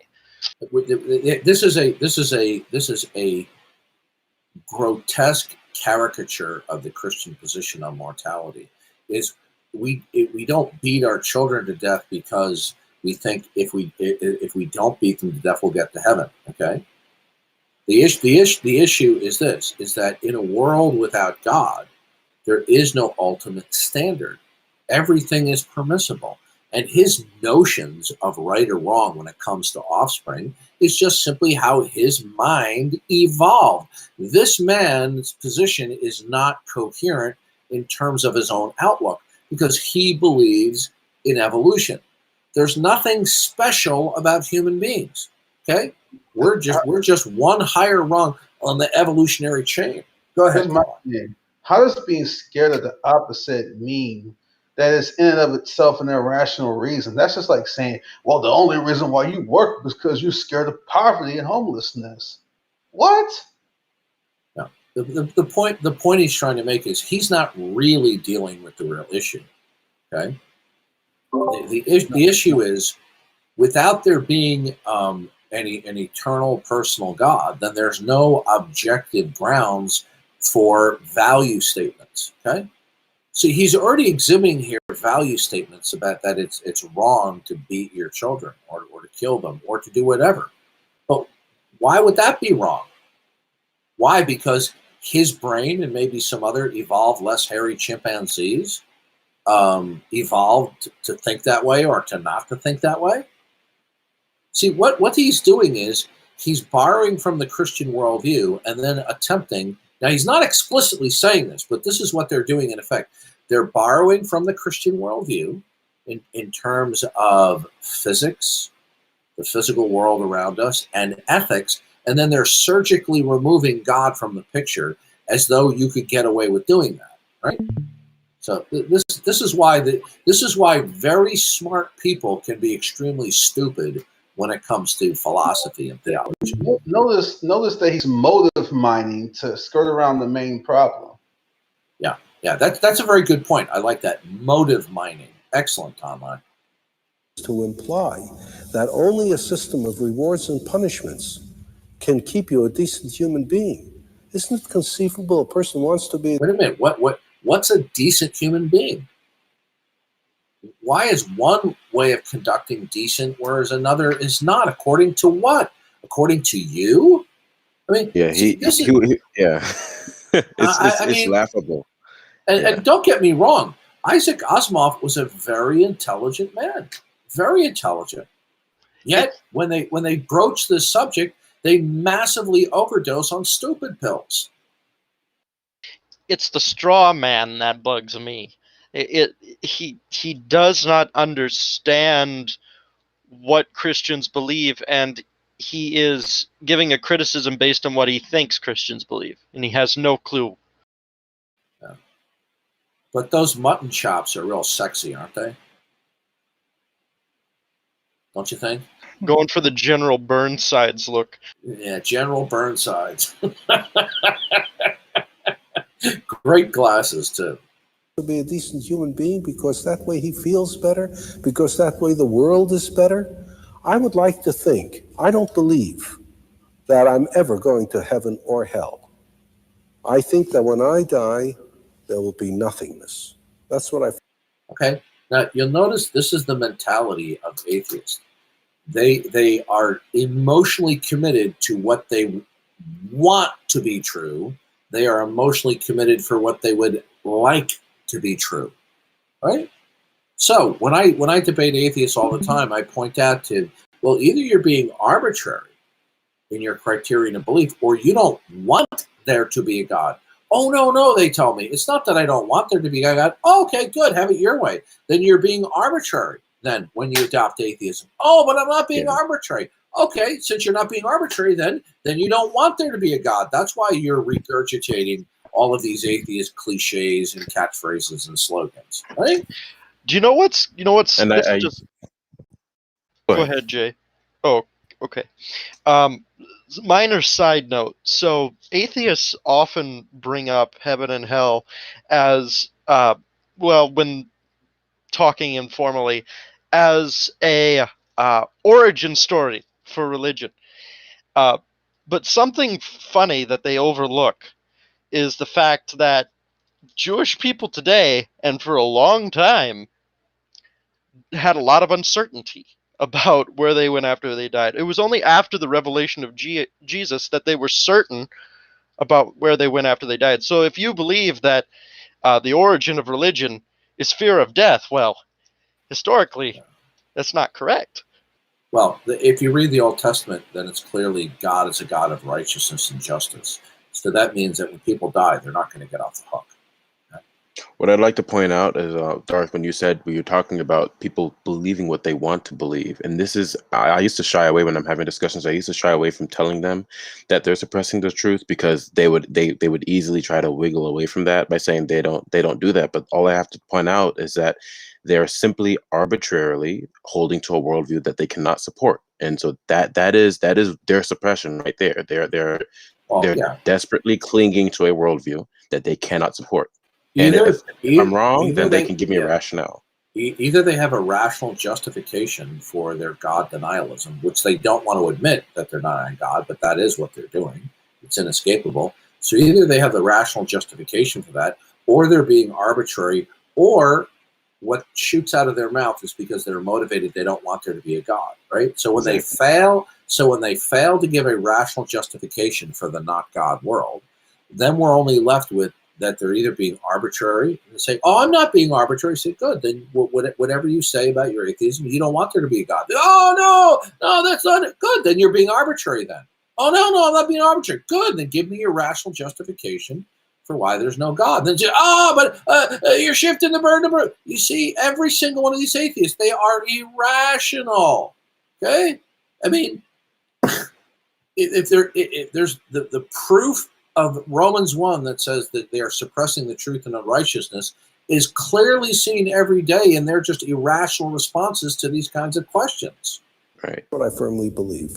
That does not mean that I have the impulse to go out and rob and steal and rape and everything. That's it. Okay, that's a straw man. Okay, nobody is saying that you're gonna have, if you don't believe in God, you're gonna have an impulse to do that. But what we are saying is, without belief in God, there's no objective grounding for morality. Okay. Number two, here's something that he, being much older, somebody look up and find out when he died. He's old enough to understand that in the 20th century, the people who committed the most mass murders were people who did not believe that God was looking over their shoulders and that they were going to be accountable to God when they died. Okay. And he conveniently, ignores that. Everything else because I don't fear punishment. For one thing, I fear worldly punishment. And for a second thing, I fear the punishment of my own conscience. I have a conscience. It doesn't your conscience is an illusion of an evolutionary descent. You evolved to think that way, and other people evolved to think that their way. All right, it's that simple. And notice how he's stealing from the Christian worldview, as though his conscience was rooted in some objective grounding, as opposed to whatever his conscience, is just simply the product of billions of years of evolution. depend That's on amazing how they'll just dogmatically assert certain things and gloss over the fact that they're dogmatically asserting He's things, and then they you say- want you to justify your position. It's Excuse amazing. me, Mr. Azimuth, stop stealing from the Christian worldview. Okay? And I think it's so with other people too. Besides, even in societies in which religion is very powerful, there's no shortage of crime and sin and misery and terrible things happening. Despite So what? So what? How does that falsify a religious outlook that claims there's an objective grounding? heaven and hell, I mean, I imagine if you go down death row, a bunch of murderers maybe who are waiting for execution, and ask them if they believe in God, they'll tell you yes. Greatest misreception. Yeah. Yeah. And at the time they did it, the God was not in their thoughts. But now that they're caught and facing death, now they're thinking of God. Yeah. Notice his emotion too. Notice the great emotional objection to the idea that there's no objective grounding on an atheist worldview. Perception that exists in the public mind about atheism. Oh, there's lots of them. I would say. Guess who's here, folks? Dun dun dun dun dun dun dun dun. It's David Silverman, former president of the American Atheists. The greatest misconception. Now, when he was in an AMA on a Discord server several months ago and he was questioned about his atheism, he didn't want to talk about atheism anymore. Conception about atheism is that we're not nice people. I think that a lot of people think that morality comes from religion. Hey, Matt Dillahunty doesn't think you're a nice guy, David Silverman. Okay? Yeah. Matt Dillahunty doesn't think you're a nice guy. I wonder why.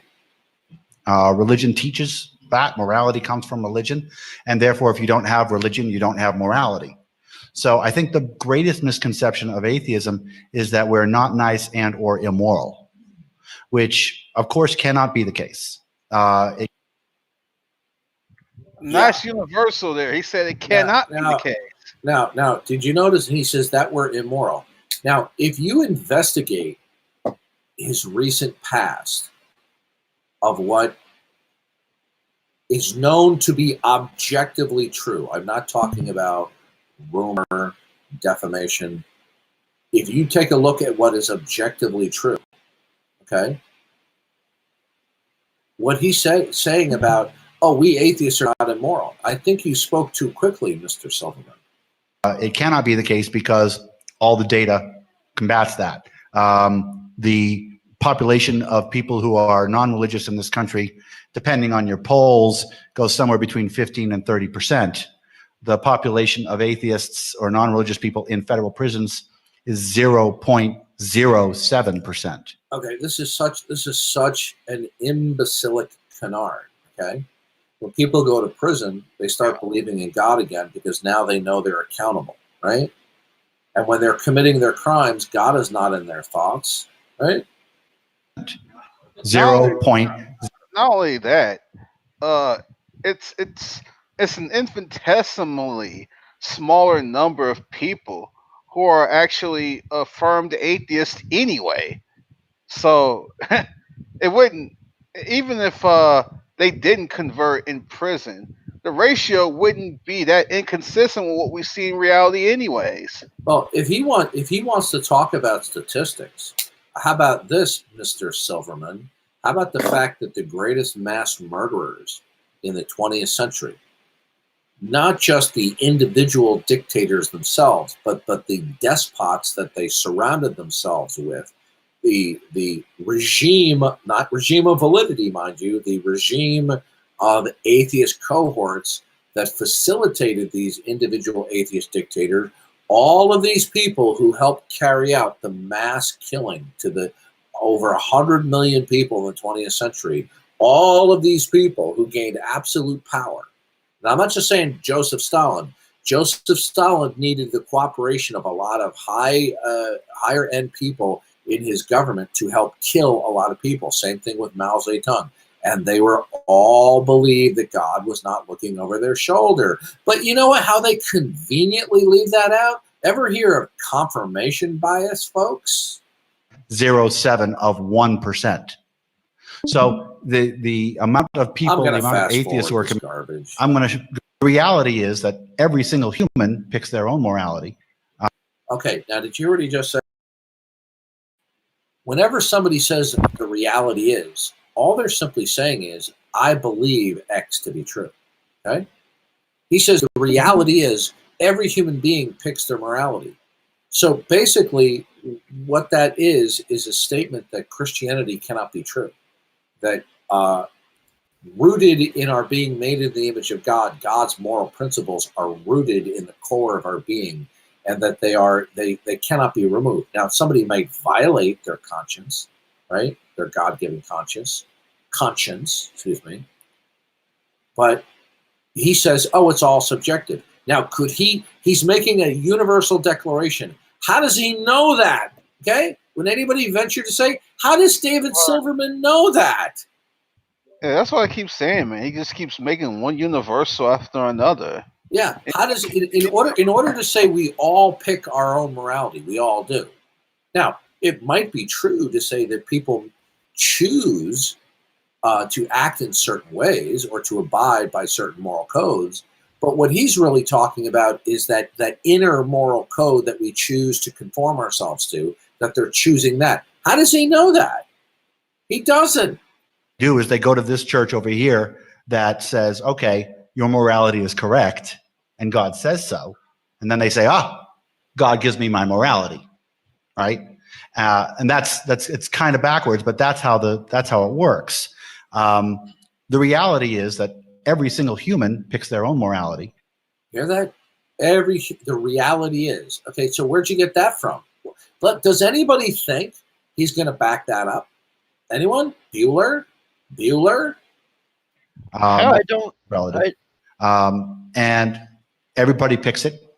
Everybody chooses it. The only difference between an atheist and a theist is that an atheist will internalize it and say, this is my morality. And a theist will say, yeah, to be fair, all these quotes are going to be flippant, off-the-cuff things in interviews. Granted, I don't think they would hold up any better in a debate, but just playing devil's advocate real quick, none of these are going to have any philosophical depth whatsoever. They weren't intended to. Yeah. Say, this is my morality because I get it from my religion. If I could ask you, look at all the clapping seals. It's Nihilo Grab-Ass Tyson. Wanted people to remember that you could say about science, what would that be? That the universe is knowable, and one need not appeal to mystical, magical forces to account for things. The universe is knowable. One need not appeal to mystical, magical forces. Well, here's the problem, okay? Why would that be off limits in your world, okay? What is it that would be fundamental to reality that would rule that out? Does anybody think he could answer that other than just giving some rhetoric, empty rhetoric? One need not appeal to mystical and magical forces. Oh, so you're appealing to what's fundamental, that is just simply naturalism, right? Notice the bias here, okay? Notice that his reasoning is just simply ridicule. Is he making a substantive objection that what is fundamental to reality, is he making a substantive objection that what is fundamental to reality is not personal? No, he's not. He's using an argument from ridicule. One need not appeal to mystical and magical explanations. So does everybody understand how this is not an argument? Everybody understand that? Bueller? Exactly. Yeah, I understand. Yeah. This is not an argument. This is a This is throwing grandma under the bus by just saying that the opposing worldview is ridiculous. Okay, it's magical and mystical. Now, this guy may have a degree in astronomy, but when it comes to philosophy, he is abysmally pathetic.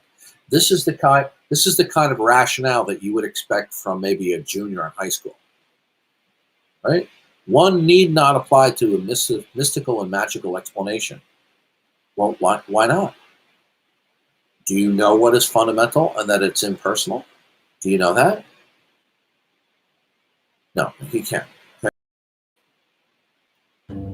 Even if a day arises where something unfolds in front of your eyes that you cannot explain, just because you cannot explain it does not mean it is being driven by mystical, magical forces. It's being driven. Oh, it doesn't mean that it is. Well, then why is your position saying that what is fundamental to all of the regularity there is driven by the impersonal? Where do you get off positing that? Yeah. Notice the elephant in the room. Notice what he's not admitting, that he has his own philosophical, metaphysical bias, that I am going to start by default as a given, without argument, without defense, that what is fundamental is impersonal. And everything out from that is the result of this impersonal fundamentalness. But you notice that, yeah, go ahead. Go ahead. No, go ahead and finish.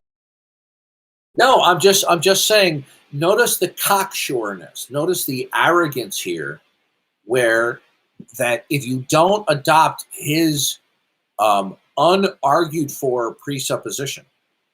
Remember when Greg Bonson talked about you're going to be dealing with basically two issues with unbelievers, and one is unargued presuppositions, and what was the other one? Conjecture, right? So you're going to be dealing with either wild conjecture or unargued,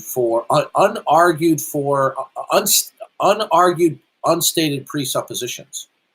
So what is the unstated presupposition here? Is that naturalism is true, and that what is fundamental to all states is that which is impersonal. So primacy, right? Just take for granted. Absolutely, it's an unargued, non-stipulated presupposition of naturalism, and by naturalism we mean that which is fundamental is impersonal. Right? So this guy is being really sneaky here, right? So in other words, the default position is that what is fundamental to reality is not a mind. What is fundamental to reality is impersonal. And if you happen to say that all of the regularity that we see ultimately derives from what is fundamental and is personal, well, you're just making an appeal to the magical and the mystical. That's not an argument. That's ridicule.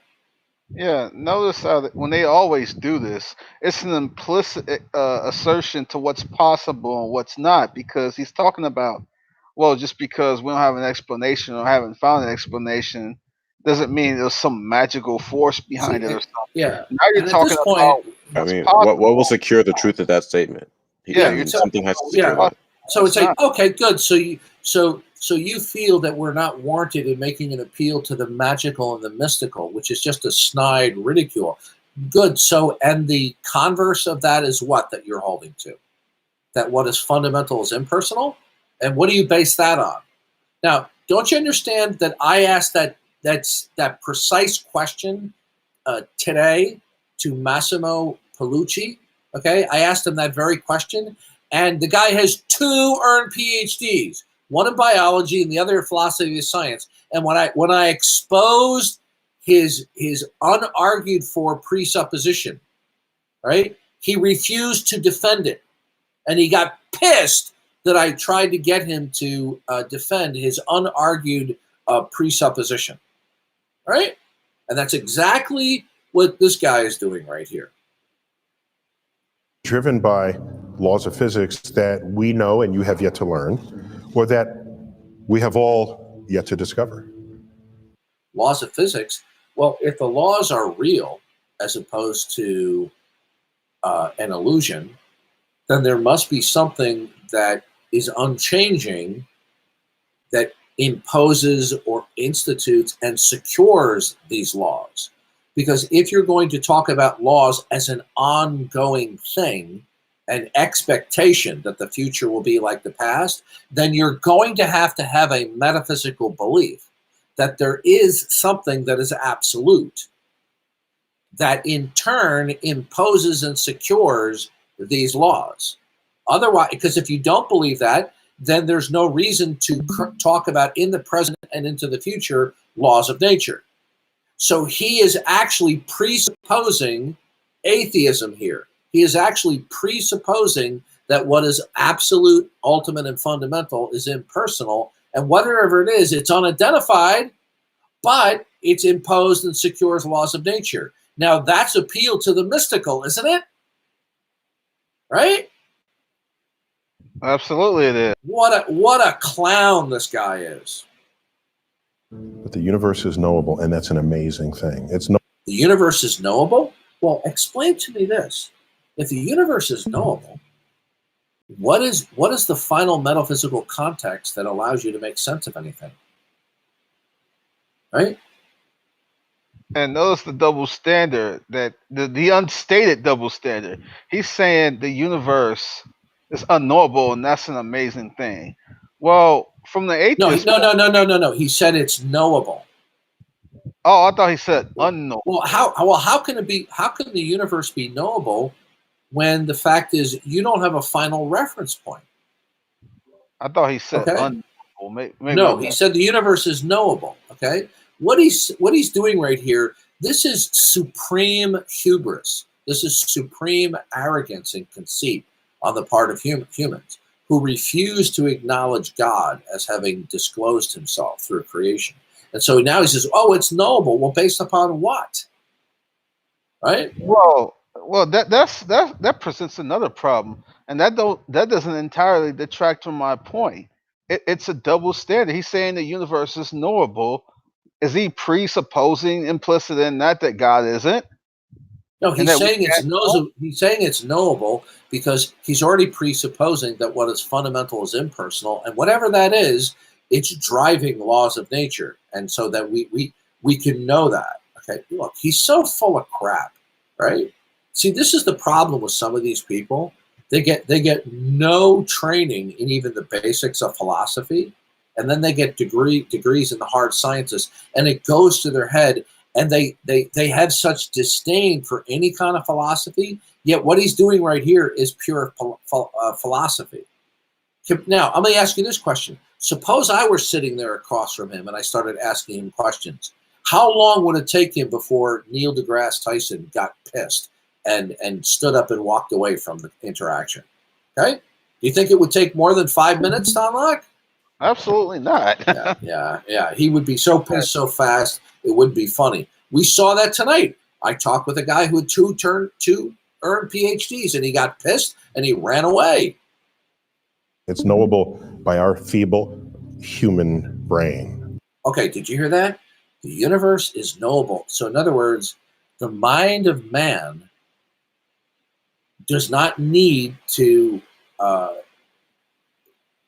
understand what facts are in conformity to the mind of God, that the mind of man can grasp what the whole picture is in order to place and interpret facts. That is idiotic. Okay? Look, this is pure, unadulterated atheism on full display here. The only thing is, he's not explicitly saying there's no God. Okay? Because that would turn people off. That he's giving pure atheism here. We can know this universe. We can know its full nature and its part nature in part, and then eventually we'll get to the whole by our feeble brains. Okay, stating that is atheism, folks. It's atheism. When he says the universe is knowable, is he talking about empirically? Oh well, that's because he holds the scientism, my friend. Okay. Now, what's interesting is this. He says that the universe is knowable. He's talking about the grand view here. Now, he has stated on the Joe Rogan show that there's personal truth, political truth, and then there's objective truth. And he said objective truth is that when we can observe, test, and repeat anywhere around the world, we can observe and repeat and test with different people, different pieces of equipment, and come up with the same conclusion. Well, knowing what the grand nature of things are and how the parts fit and work with the whole is not something that you can test. It's not something that you can repeat. So under Neil deGrasse Tyson's own definition, what he just said is not objective truth. So now that leaves us with two other categories of truth. The other is personal and political truth. He said personal truth is just whatever you devoutly believe, okay, which is not objective truth. And he said the third category is political truth. It's just whatever the powers on high tell you to believe. So clearly Neil deGrasse Tyson is somebody who is guilty of scientism, right? Because he wants to believe that the best way or the only way to know things is through empiricism or empirical methodologies, okay? That's self-refuting. And by the way, I'm not attacking a straw man. I would be saying this very thing to his face, right? So he's not spouting here objective truth because you couldn't test and observe the whole of the universe or reality. You can't observe and test it, okay? So that means that what he's spouting here is personal truth, which is something he disdains when personal truth triumphs over scientistic or scientism type of thinking. Oh, God, this guy's a clown. That rose up out of the Serengeti, the plane. Here we go again with that story. Our puny little brains that evolved from our great chimpanzee ancestors, these evolved chimpanzees or the common ancestor can discern the entire nature of the cosmos. You see what poppycock this is? Plains well, of he's completely ignoring the fact that evolution doesn't select, or natural selection doesn't select for truth. It just selects for survival. He doesn't. So, he doesn't. he can't. He either doesn't know it or he doesn't care because he's living in a little pipe dream. He's borrowing from the Christian worldview that our basic cognitive apparatus operates properly, unless, of course, there's some type of damage or neurological impairment. Okay, he's taking that for granted. This guy would be eaten alive by anyone who had a basic understanding of basic philosophical concepts. But he sits there, smug as all can be, and these people, like this guy sitting right next to him, they go, "Oh wow, he's so profound." Rise up just to survive, to not get eaten, and we build a civilization where we have sufficient free time so that we can contemplate our place in the universe. Yeah. So we can have the wisdom to discern what the whole nature of reality is. We don't need no stinking God. The mind of man can figure out the whole when he knows damn well that the mind of man cannot. It's amazing to me so many people are bamboozled by stupidity like this. I mean, what he's just saying is philosophical claptrap is what he just said. It's absolute philosophical claptrap, right? But you see, people who don't know any better, they don't know how to see through the wall of words of his rhetoric, okay? That because he colors it with this colorful language about, oh, our puny little brain. I mean, this guy is a train wreck philosophically. The second, third. Now we come to Christopher Hitchens. Christopher Hitchens, the bisexual, lifelong alcoholic person who hates God. Even if he came to the realization that God existed, he still would not recognize recognizing God as God. Is a little more pragmatic. Religion is our first. That's why I'm so fascinated with it. It's our first version of the truth. It's our first attempt as a species. It's what. There we go again. It's our first attempt as a species. Okay. Notice he's drunk the Kool-Aid of evolution. Evolution is true, therefore God is false. We tried when we didn't know anything. We didn't know we lived on a spherical planet. We didn't know that our planet revolved around the sun. We didn't know that there were microorganisms that explain disease. Well, the question I would ask him is, does he know that now? Does he know any of the stuff he's spouting? Any of these pontifications? Does he know any of that? The answer is no. No, what he's doing is that he's borrowing God's world and surgically excising God from out that. So what he's spouting is that there is regularity, okay? That there's regularity in the past, and regularity is to be expected. But on what basis do you expect regularity? If you're going to say we know these things, he's not talking about knowing things simply as past events. He's talking about that these past events are signposts to the regularities that exist outside of our immediate observations. Well, then the question is, what imposes that? He doesn't care, okay? As long as he doesn't have to acknowledge God. And for those of you who are in here, when we played the other day his conversation with Todd Friel, Christopher Hitchens revealed what a scumbag maggot he always was. He has a hate fetish for acknowledging God as creator, right? Absolute hate fetish for God. Came from curses or witches or ill-wishing or devils or dust devils. We didn't know anything from the childish, terrified, ignorant origins of our animal primate species. We come. See, this is teetering on the edge of genetic fallacy. It's like teetering on the edge of that. Yeah, that you are spot on there. That he is committing the genetic fallacy, right? Absolutely here. But notice, Julian Huxley, the grandson of Thomas Huxley, who was Darwin's bulldog, right? Julian Huxley said this: Darwin's greatest achievement was the removal of God from the sphere of rational discussion. Right? So once you drink the Kool-Aid of evolution, you can now, feel no need to acknowledge God, and then you're going to interpret everything from then on through materialism. But you guess what? You got to feel sorry for this guy listening to him right now, because right now he has absolute conscious awareness of his creator.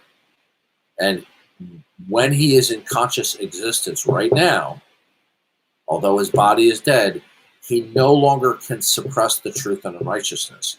That's the nice thing about bodily death, that those who are suppressing the truth and unrighteousness during our brief lifetimes cannot do it once their heart stops. And he's not doing it now either.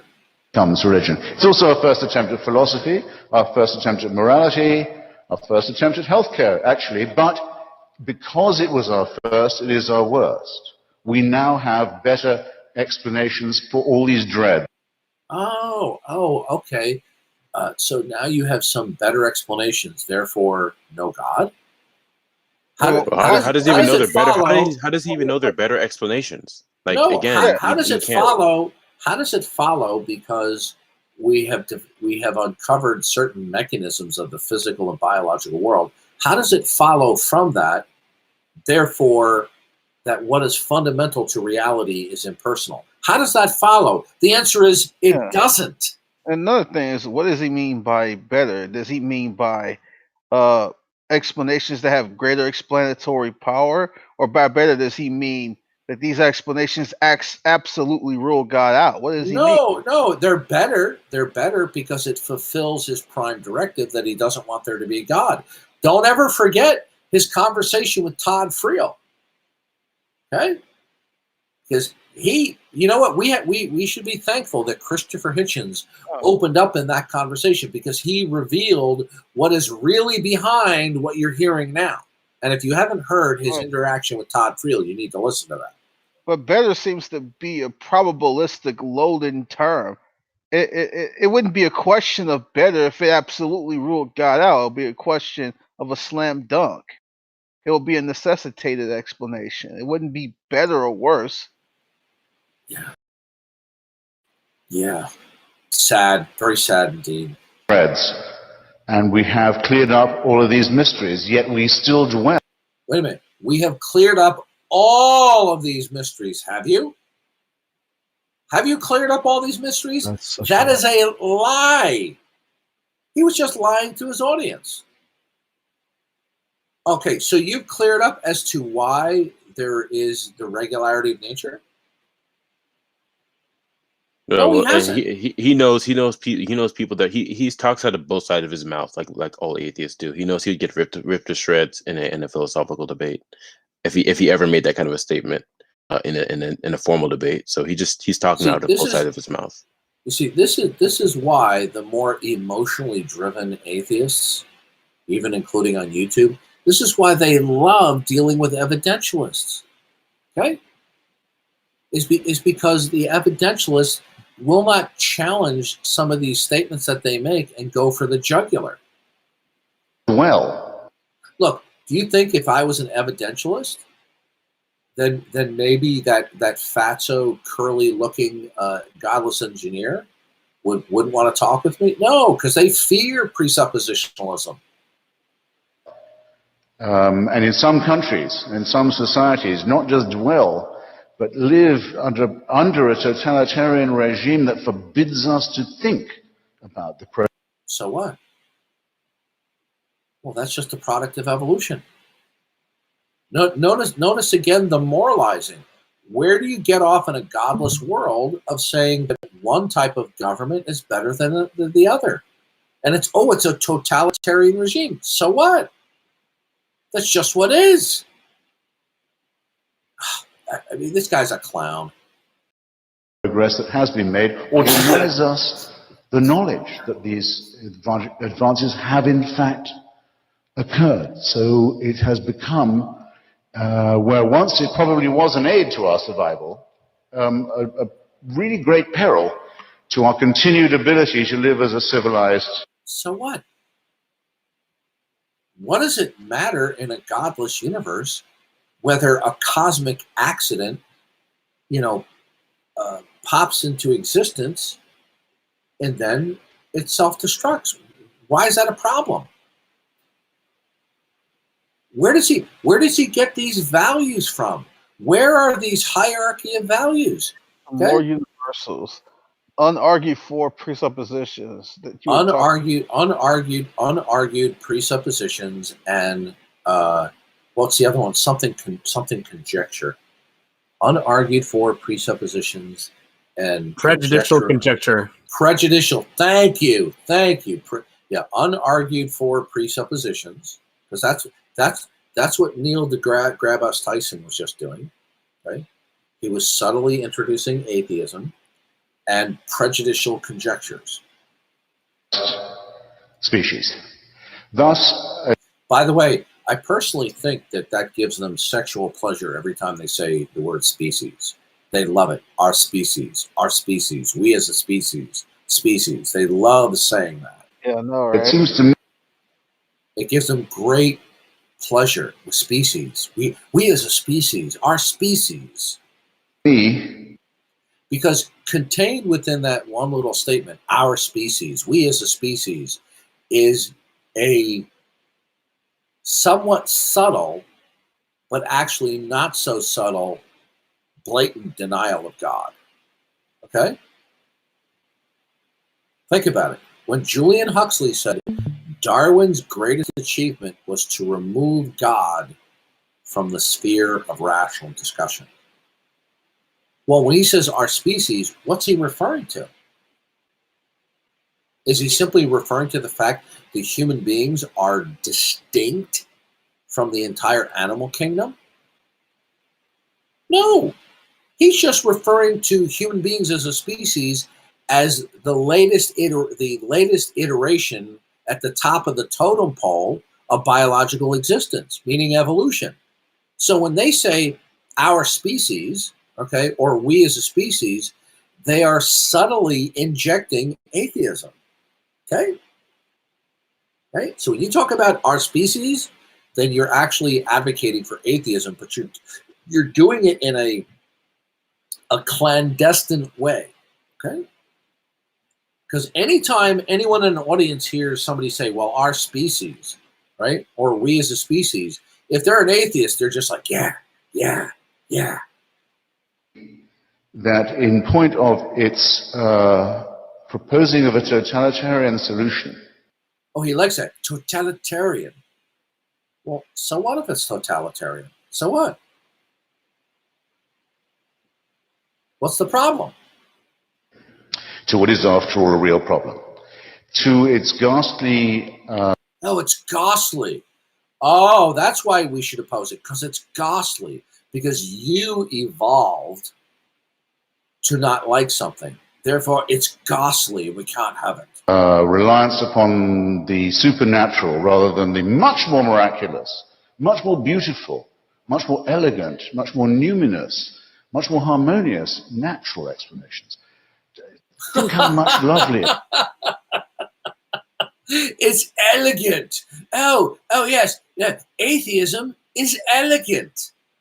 Now, notice that he's not explicitly saying atheism here. He's just saying that things going along in their natural way without referencing God is being elegant. So when we leave God out, we're being elegant. What a bullshitter. I mean, this guy is one of the biggest bullshitters I've ever heard. Einstein and Darwin are. Think how Darwin. Did you hear how he says that with such reverence? Right? For Darwin. Darwin.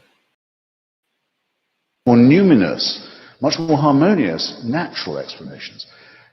Think how much lovelier Einstein and Darwin are. Oh, yes. How lovely Darwin is.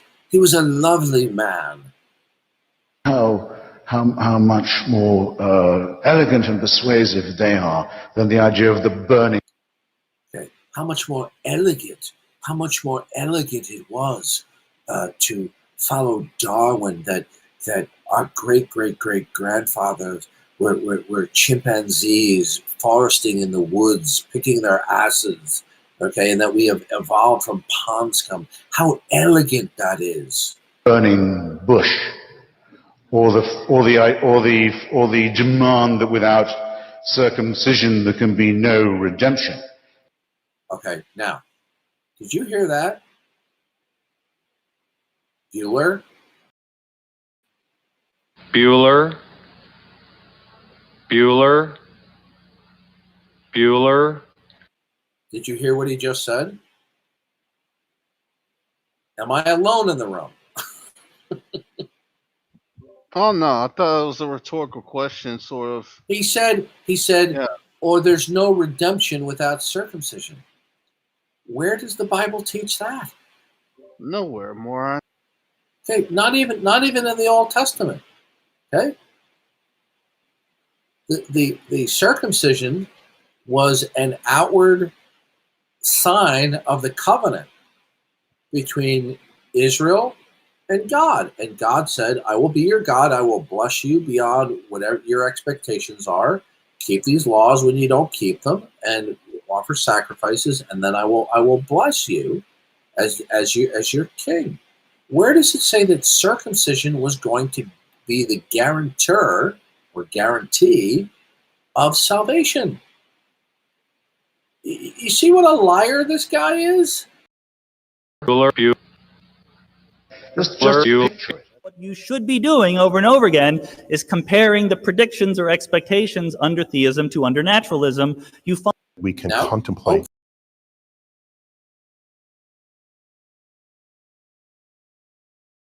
Now Sean Carroll's talking about predictions, okay? Predictions? Why do we need to talk about predictions? over again, naturalism wins. And I'm going to zoom through these. It's not... Okay, naturalism wins. So in other words, naturalism is that what is fundamental to reality is impersonal, And from that follows certain regularities, okay? Well, how did you determine that what's fundamental is impersonal? Do you think Sean Carroll could answer that question? No, he couldn't. See, this is why evidentialism fails, because when evidentialists go against this line of reasoning, then they just say, oh, well, I just have a better explanation, right? Rather than biblical presuppositionalism says, you have no explanation at all. It's not the individual arguments that are important, it's the accumulated effect. If theism were really true, there's no reason for God to be hard to find. He should be perfectly obvious. Okay, stop right there. Did you hear that? If theism, Bueller, anyone there? Bueller. Bueller. He's sick. Bueller, anyone there? He said if theism is true, then God would not be hard to find. Okay? What's wrong with that statement? What he's saying is if God existed, then therefore I would have already concluded that all the facts around me are revelatory of God. But I've decided that they're not revelatory of God.